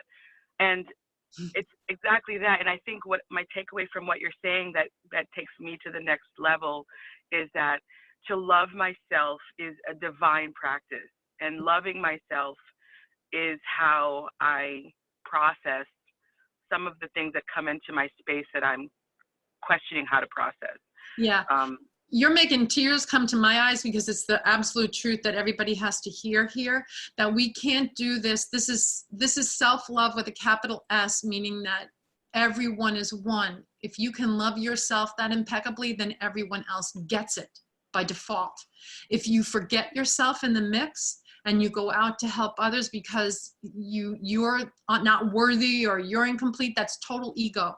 You don't do it. You have to, I advocate this a lot for women, because we've been taught a way of showing up in the world that's often the uber nurturers that cause all kinds of problems and challenges in our physical human bodies. And when I was once giving a talk for women, I was asking the divine in the morning as I was taking a shower that morning, getting ready, how is the best way for me to impart this to women in a tangible way? And I was about to take the water that was coming out of the faucet and wash my face. And I heard, if you open your hands and let the water flow through, you can't even wash your own face. How are you going to heal others? Take it in, do it yourself, fill yourself up, and you give from the overflow. It's about giving from the overflow. So when you're in that space where you're asking the divine, tell me where to go, what to do, what to say, and to whom, and I will to do it and nothing more. Think of those times when you gave what you were being told to do, but then you just gave a little bit more, and that's when they get mad, or that's when they, had felt too much. Pay attention. The ego likes to really overdo. It's excessive in every way. Spirit is subtle and calm and peaceful in its approach. It tells you just what to do, and then there's always a little space left over for you to just enjoy and be in and revel in. It's the utmost essence of it is spaciousness. So you're going to feel when you're moving in that world that you're flowing, and you're in the flow, and you're being filled to capacity, and you're giving from the overflow.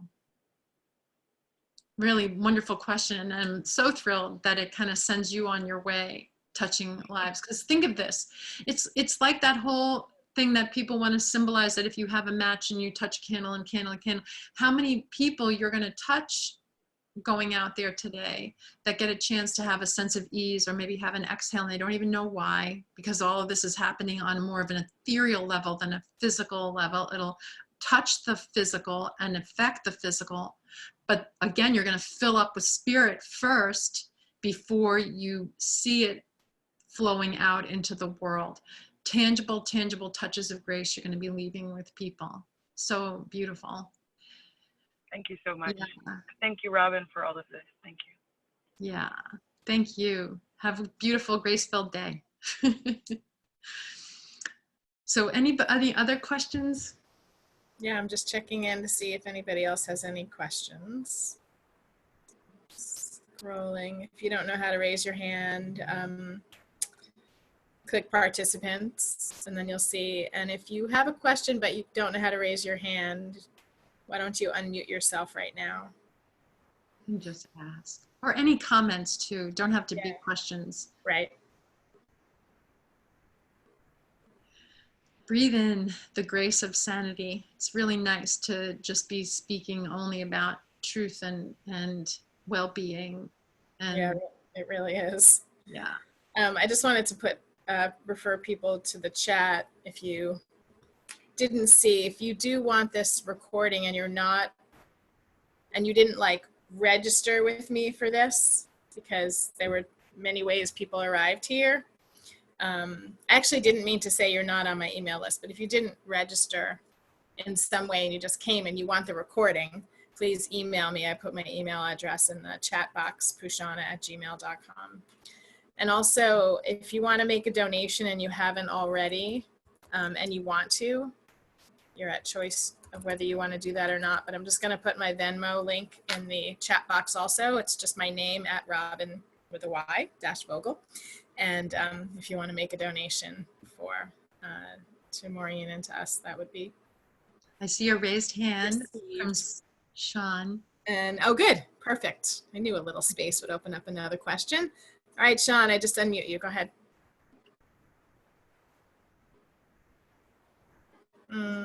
Hi. So sometimes I wake up and especially if the night before I had really intense anger or really intense sadness that was keeping me awake, and I had to really take some time to process that anger or process that sadness before I was able to fall asleep. The next morning I wake up and I wake up with that sadness, or I wake up with that anger. It's the first thing I wake up with, and I hate that it's the first thing I wake up with, but to pretend that it's something else is not true. Yeah, good. And And so, and even the meditation that you led at the beginning of this, there was a voice jumping in saying, "You're not doing this exercise correctly. You know, I'm not feeling love today. I'm feeling frustration," and that kind of thing. So I guess that's my question is how to deal with those things that jump in. Okay, can I ask you, do you meditate as a practice, or how's your meditation practice if you have one? I'd say no. I have meditated in my life and been able to meditate on a regular basis, but not recently. Okay, good. So I ask that not so that you'll, feel guilty or any self-judgment at all, because I can tell you're really hard on yourself. So that's one thing that you really want to pay attention to, is how hard you are on yourself. And if you're hard on yourself, I want you to look at it this way. You got two voices, only two voices possible to hear. And one is going to be the voice of separation.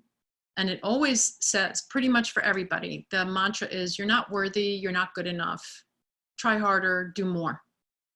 And so you can pretty much know that that's going to be that voice if you're feeling angst or anger, because it's going to be so hard to live with that voice that it has to project out.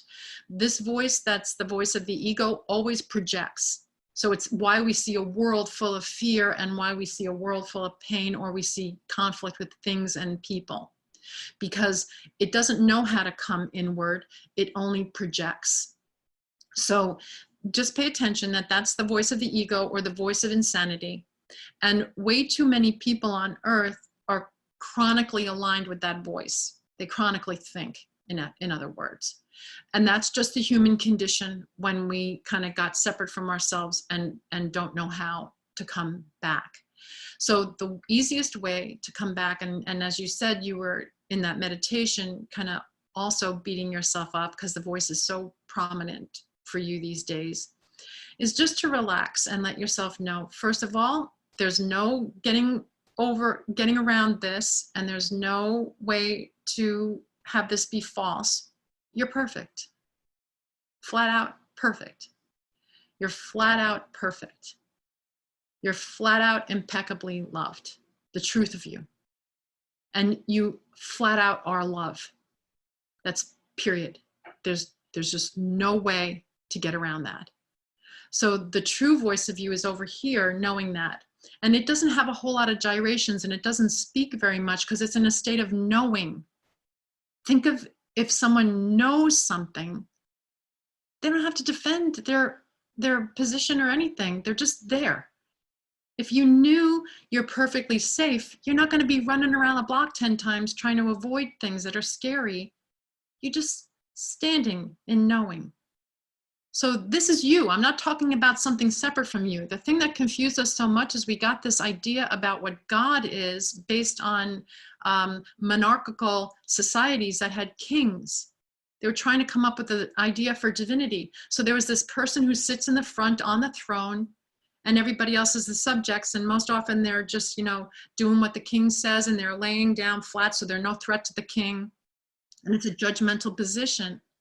That's a monarchical idea.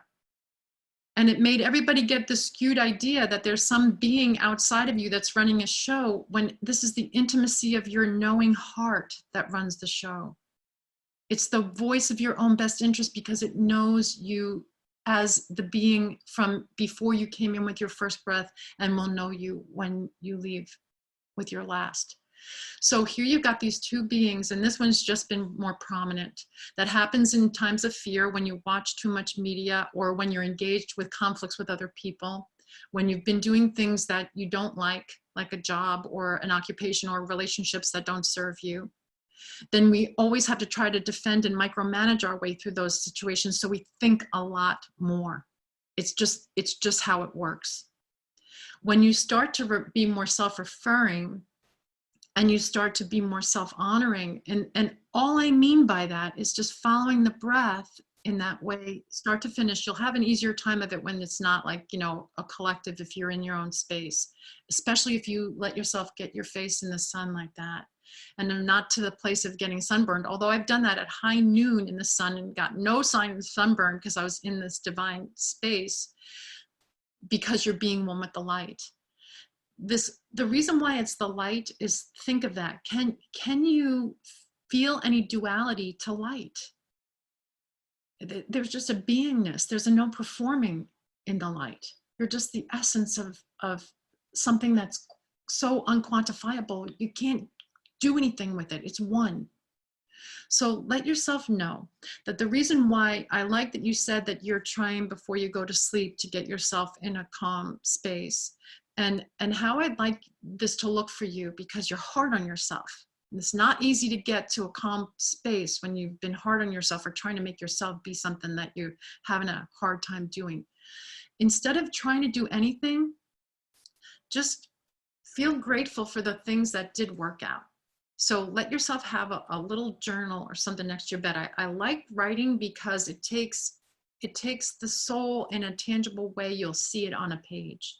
And the soul is always in a space of gratitude. The light of you is always in a state of deep appreciation and gratitude. It's the baseline of what it's feeling all the time.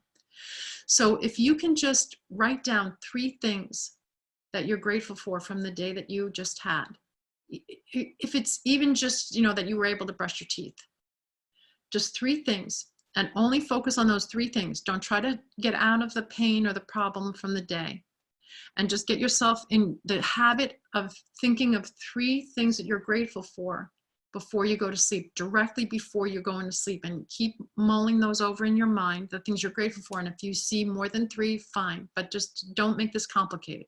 So nice and simple. Then you're going to find yourself sinking into the more grateful part of you, which is your heart rather than your head. You're going to start just feel the gratitude in your body. The other thing I want to tell you about sleep, it's the same as meditation. It's a pattern interrupt.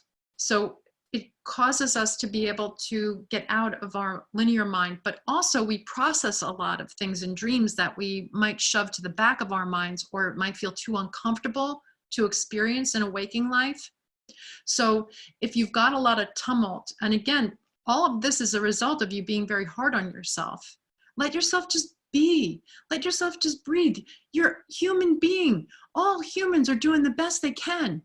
Even if it feels like it sucks, it's the best you can right now. Give yourself a break. It's not easy to slap on a body and think you're divine. It is not easy. So give yourself a break. And if you give yourself a break, I promise you what's going to start happening in your relationships, people don't recognize this. The kinder you start being to yourself, it's the same thing we were saying about giving from the overflow. The kinder you start being to yourself, and that means spending some quality time alone. That's the best thing that's happening from this pandemic. If you can learn how to just walk with yourself and be with yourself in a place that's loving while you're thinking grateful thoughts, then you're way far ahead of the curve than most people who are on a spiritual path. If you can just walk and be with yourself in a kind, loving way, then you're doing it. You're doing everything that a spiritual path is about. If you can do that, then that means that you're going to see, as you're easier on yourself, that you're easier on other people. The more you can think an insane thought and say, well, that was really just a stupid, insane thought, but whatever, it's just a thought, I'm not going to act on it. The more you're going to see other people who are thinking stupid, insane thoughts, and you're going to be saying, yeah, that's what humans do.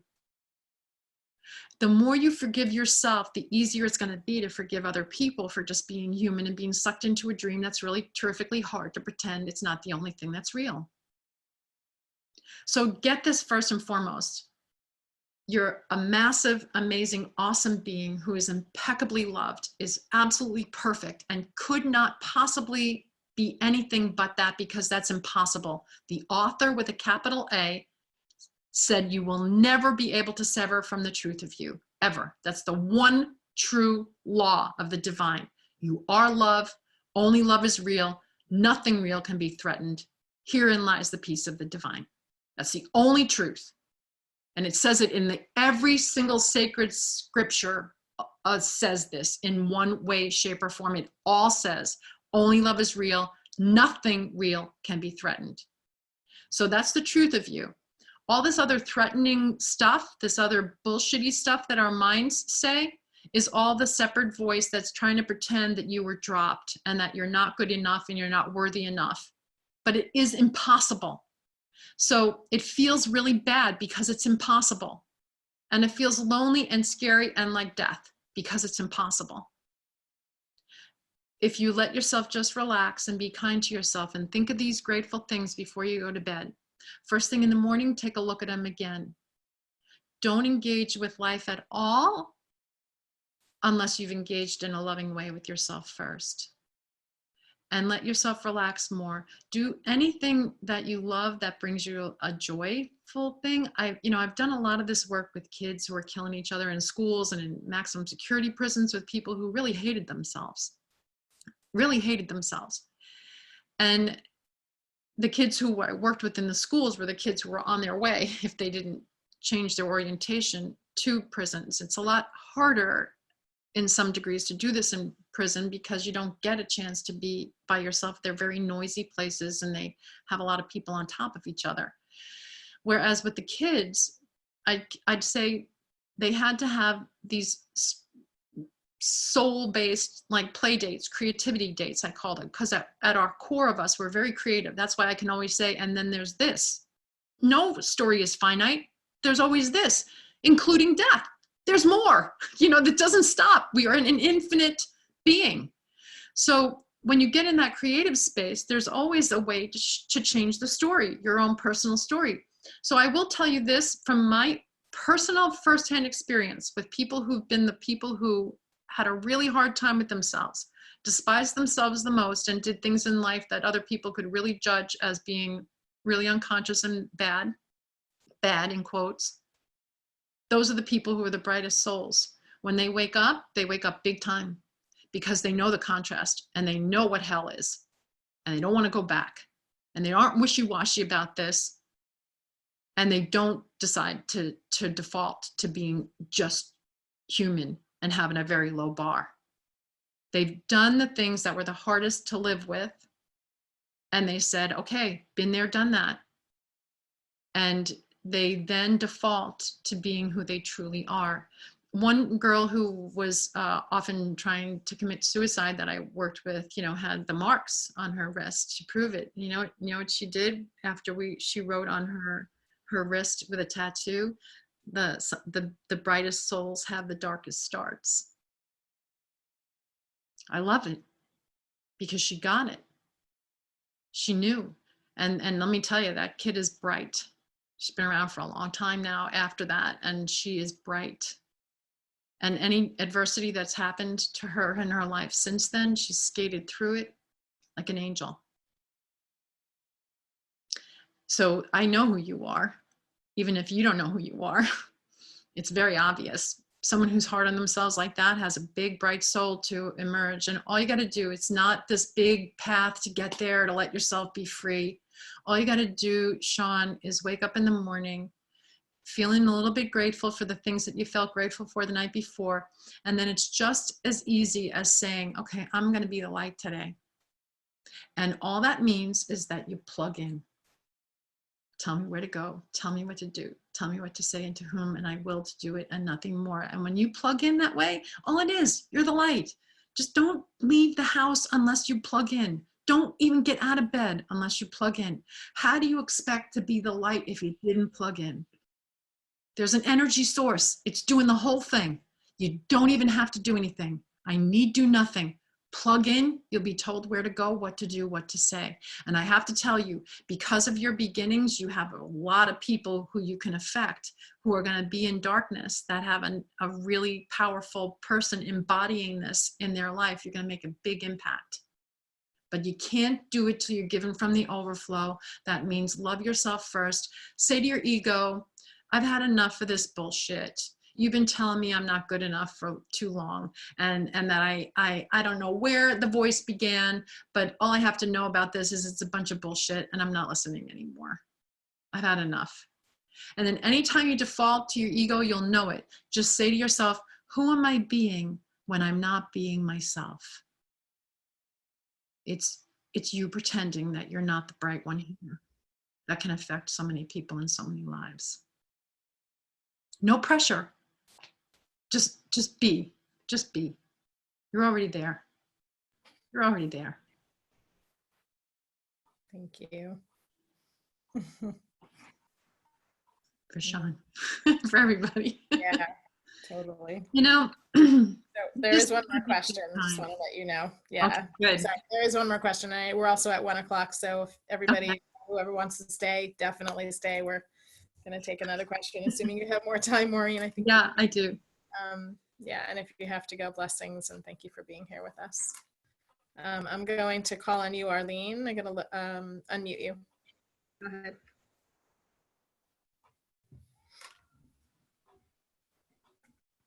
Arlene, you there? Oh. Am Okay. I on? Can you hear me? Yes. I can. Okay. So one of the things I'm going to be grateful for tonight is this session. My question, I heard you talk about parenting. I have teenage boys who are not explicitly on a spiritual path. And They are. besides trying to be an example and encouraging them to, let me know if I'm getting on their nerves and how I can do things better and keep communications open, I thought as a parent, you might have an advice about how to be the best conscious parent in this time. Yeah, you know what? I also have a program called Conscious Parenting that if you ever want to listen to that, it's a good one because it's like completely on this subject, and you'd be just getting the same kind of bombardment from me in that. So just know that that's on my website, and I can tell you how to get there after. But with teenagers, I just want to say something about teenagers in general. I said this before, that we're evolving as a species, evolving to go back from where we came from. So where we came from was at one with the divine, all-knowing, all-powerful, all beautiful, all perfect, all love. This business of being human was what it used to look like. We're evolving away from that and trying to remember that. So we're always moving closer as a collective to being able to remember that. Things like pandemics and things like challenges and crises make us think and look deeper at best. So that what we find when we go deeper is we find an acumen that has more of a strong, it's like putting the high-speed motor on your boat rather than trying to row. You got to get there faster. It feels more urgent. So you take things more seriously. You show up a little bit more deliberately to look for peace. Most people are not in a state where they care about peace all that much when they have a lot of distraction and things are going pretty fine in life. They don't really care as much about a spiritual path or about making sense of this. They can distract themselves. But what's happened with teenagers is that they're more evolved beings who are coming in. They know how to wake us up. Every child that comes in is a more evolved soul wanting to evolve this planet even more effectively. So this whole idea that we as parents know more than our children is not necessarily in anyone's best interest, because it makes kids have to break away kind of sometimes violently and really with determination and acting like, okay, I'm autonomous now, mom, leave me alone. Because they know something that adults haven't, because look at the world. And they're not walking into the most perfect, amazing world. And they know in some ways that they can feel, I know better than this, but I'm playing by their rules.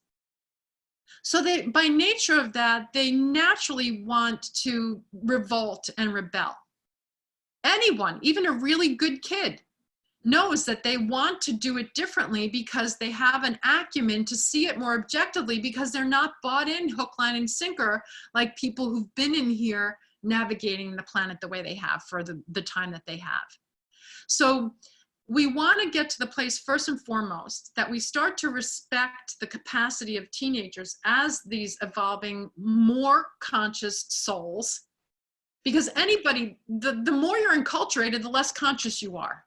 You have to admit that a 2-year-old has much more awareness about what's a joyful day than an adult does. You know, puppies and dogs, way more conscious and available to what love is. So when you're recognizing this now and not necessarily thinking, oh, just because I'm the mother, just because I have years on them, that I'm the one who knows better, you'll start to engage them differently. You'll start to engage them with the respect that they deserve. You'll actually ask their opinions about things more than just telling them what to do or saying that I know this because I have years on you. When this happens, I'll tell you, because I did a lot of work with troubled teens, and what they mostly were angry about was what we talked about before, that they got angry that why didn't anybody ever tell me this? That we have a soul that should be the authority. And I've been giving all my authority to people who are doing things unconsciously, like abusive parents. You know, they didn't have problems that were really big. Problem kids come from problem situations. And they only thought that they were having to live that the rest of their life. They didn't know how to get out until I said, you know, you have a voice of your own best interest. You don't have to fight anybody or push away anybody to listen to it. You just honor it. And this is what we were saying before when I was talking to Sean. Very few of those kids knew how to spend quality time with themselves, between them and them, doing things that they personally loved, that no one else was telling them what to do or giving them a timeline of how they had to do it. So the first thing I would say to you as a parent with your kids is, maybe they do this already, but they'll be happy human beings if they learn how to spend quality time alone with themselves. I'd have them go on creativity dates, and at first they didn't know what to do. They were paralyzed, these kids. I'd say, if you could do anything now by yourself, not with friends, not with adults, with nobody else, that you felt was really loving and creative and fun for you, what would it be? And they'd be like, I don't know. And it really was the hardest part of the whole process for them of awakening, was what do I do that's aligned with my own inner authority, with a capital A, the voice of my own best interest? What do I do without caring about the good or bad opinions of other people? And how do I even begin to gift myself with this? And I'll tell you, some kids wound up being poets, when before that they were the bully of the class. And some kids wound up going to museums for the first time because their family would never have brought them to a museum. Some kids would go just to watch a movie that they wouldn't see if their friends didn't approve. And it was so amazing to watch them come back after having given themselves oases of self-love and self-recognition. So first, number one thing with kids, you stress that this is a good time for them to get to know what it's like to be having no peer pressure, especially knock off from social media once in a while, to just spend some quality time with yourself and do what you personally love, that you don't have some teacher telling you what to do or some parent or adult authority telling you what to do. Take this as an escape from that world. And you don't have to escape into your own little world as much as you're escaping into the creative heart of yourself. Like, show them how to sink it down, like we were talking before about when Susie was speaking about how to get out of your head and go sink down deep into what your gut really loves and likes. I think this is going to make a lot more evolving young people choose to do things that they really love, rather than get into a mainstream situation where they're only going to school a certain way to get in that same, groove in the record, where they take a job that's supposed to be successful based on their success at school, based on the opinions of everybody else. There are going to be a lot more young people that take these paths that are very individualistic, that complement and heal the world, that make us all win in the process of them being more whole within themselves. So just know that you're the parent, but that just means they came through you and into your world somehow through you, whether you adopted or brought them in physically. They came in through you as someone who fosters an awareness of their own being, that they came here as a unique piece of the puzzle. We need unique pieces of the puzzle that all then fit together perfectly to create a picture we can now see. but the piece of the puzzle that they are is inherently peaceful because they're following the voice of their own drummer and they're doing it with authenticity and unapologetically. If you foster that, you're going to have awesome kids that are crazy fun to be around as they are adults. I'll tell you that. I've done it with my own kids. I was an unconscious parent, and that's why that program is really good, because I highlight how I was unconscious and what I did as an unconscious person, not knowing it was unconscious. I thought I was a loving mother. And what I did and how I did it differently as a conscious parent, man, you know what I did mostly? This is my advice, my truest advice for parenting. Appreciate them. Period. If you can appreciate them all day, every day, you're going to have awesome beings that I will tell you will complement you and your life for the rest of your life. I have 2 amazing creative daughters that are really profoundly fun and amazing and powerful in their own right in the world. And it's really fun to have that and feel that as the gift that I just got showing up in my life, because all I did when I realized it was sort of my, like, hands off. I just got to appreciate these kids and enjoy them. And they feel it and they know it and they revel in it and they expand in it and they grow in it effortlessly if you're holding that space. Till the soil, plant the seeds, let them go. Okay, glad you asked that. It's very important, especially with houses full of kids right now, running the show. Right. From a disconnect, because they didn't learn how to connect. Right. Thank you so much. Yeah. Anybody else with anything? I If think not, yeah. I'm like, questions. Yeah, I don't see any more, and I see lots of appreciation in the chat. So hopefully you take a look at that. Okay, Maureen. let's just close them with a very deliberate meditation. Great. Okay, let's just settle in for one more brief moment of really, really taking this space in solitude for all it's been worth, to let it expand in our lives exponentially now. So just settle in, close your eyes with the intention to receive till you overflow. Just let yourself breathe that breath. Remembering you came in with that first breath. It breathes you throughout your life, sustains you. It's the animating force of you. It is the soul of you. It is the light of you. And you'll leave with that last breath on in ad infinitum. Your infinite soul will expand beyond this. And now just let yourself sit with this space and begin to think this thought. My soul sees only light. My soul sees only light everywhere. As I close my eyes, I feel the light of my soul is ever present in my being. I feel that soul is ever present in everyone's beings. Connecting with the light of my soul, I connect with the light of each and every soul on the planet now. We are one. We are one in a state of utmost peace.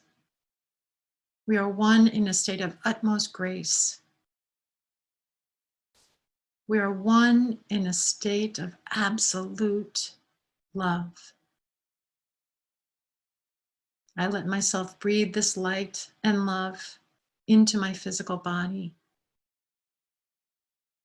I let myself breathe this light and love into each and every soul on the planet. My breath, this one breath, is all of our breath. My soul sees only light everywhere.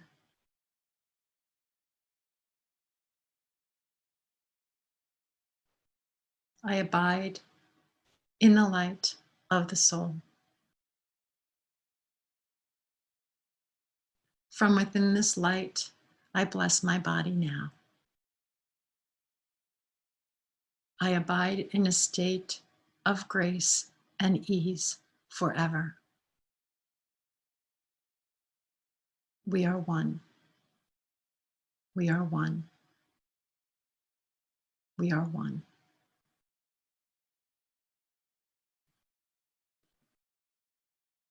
Take in that breath, breathe it deeply, and allow yourselves to bring that light back into the room with you now, committed to it, being at one with it from now moving forward.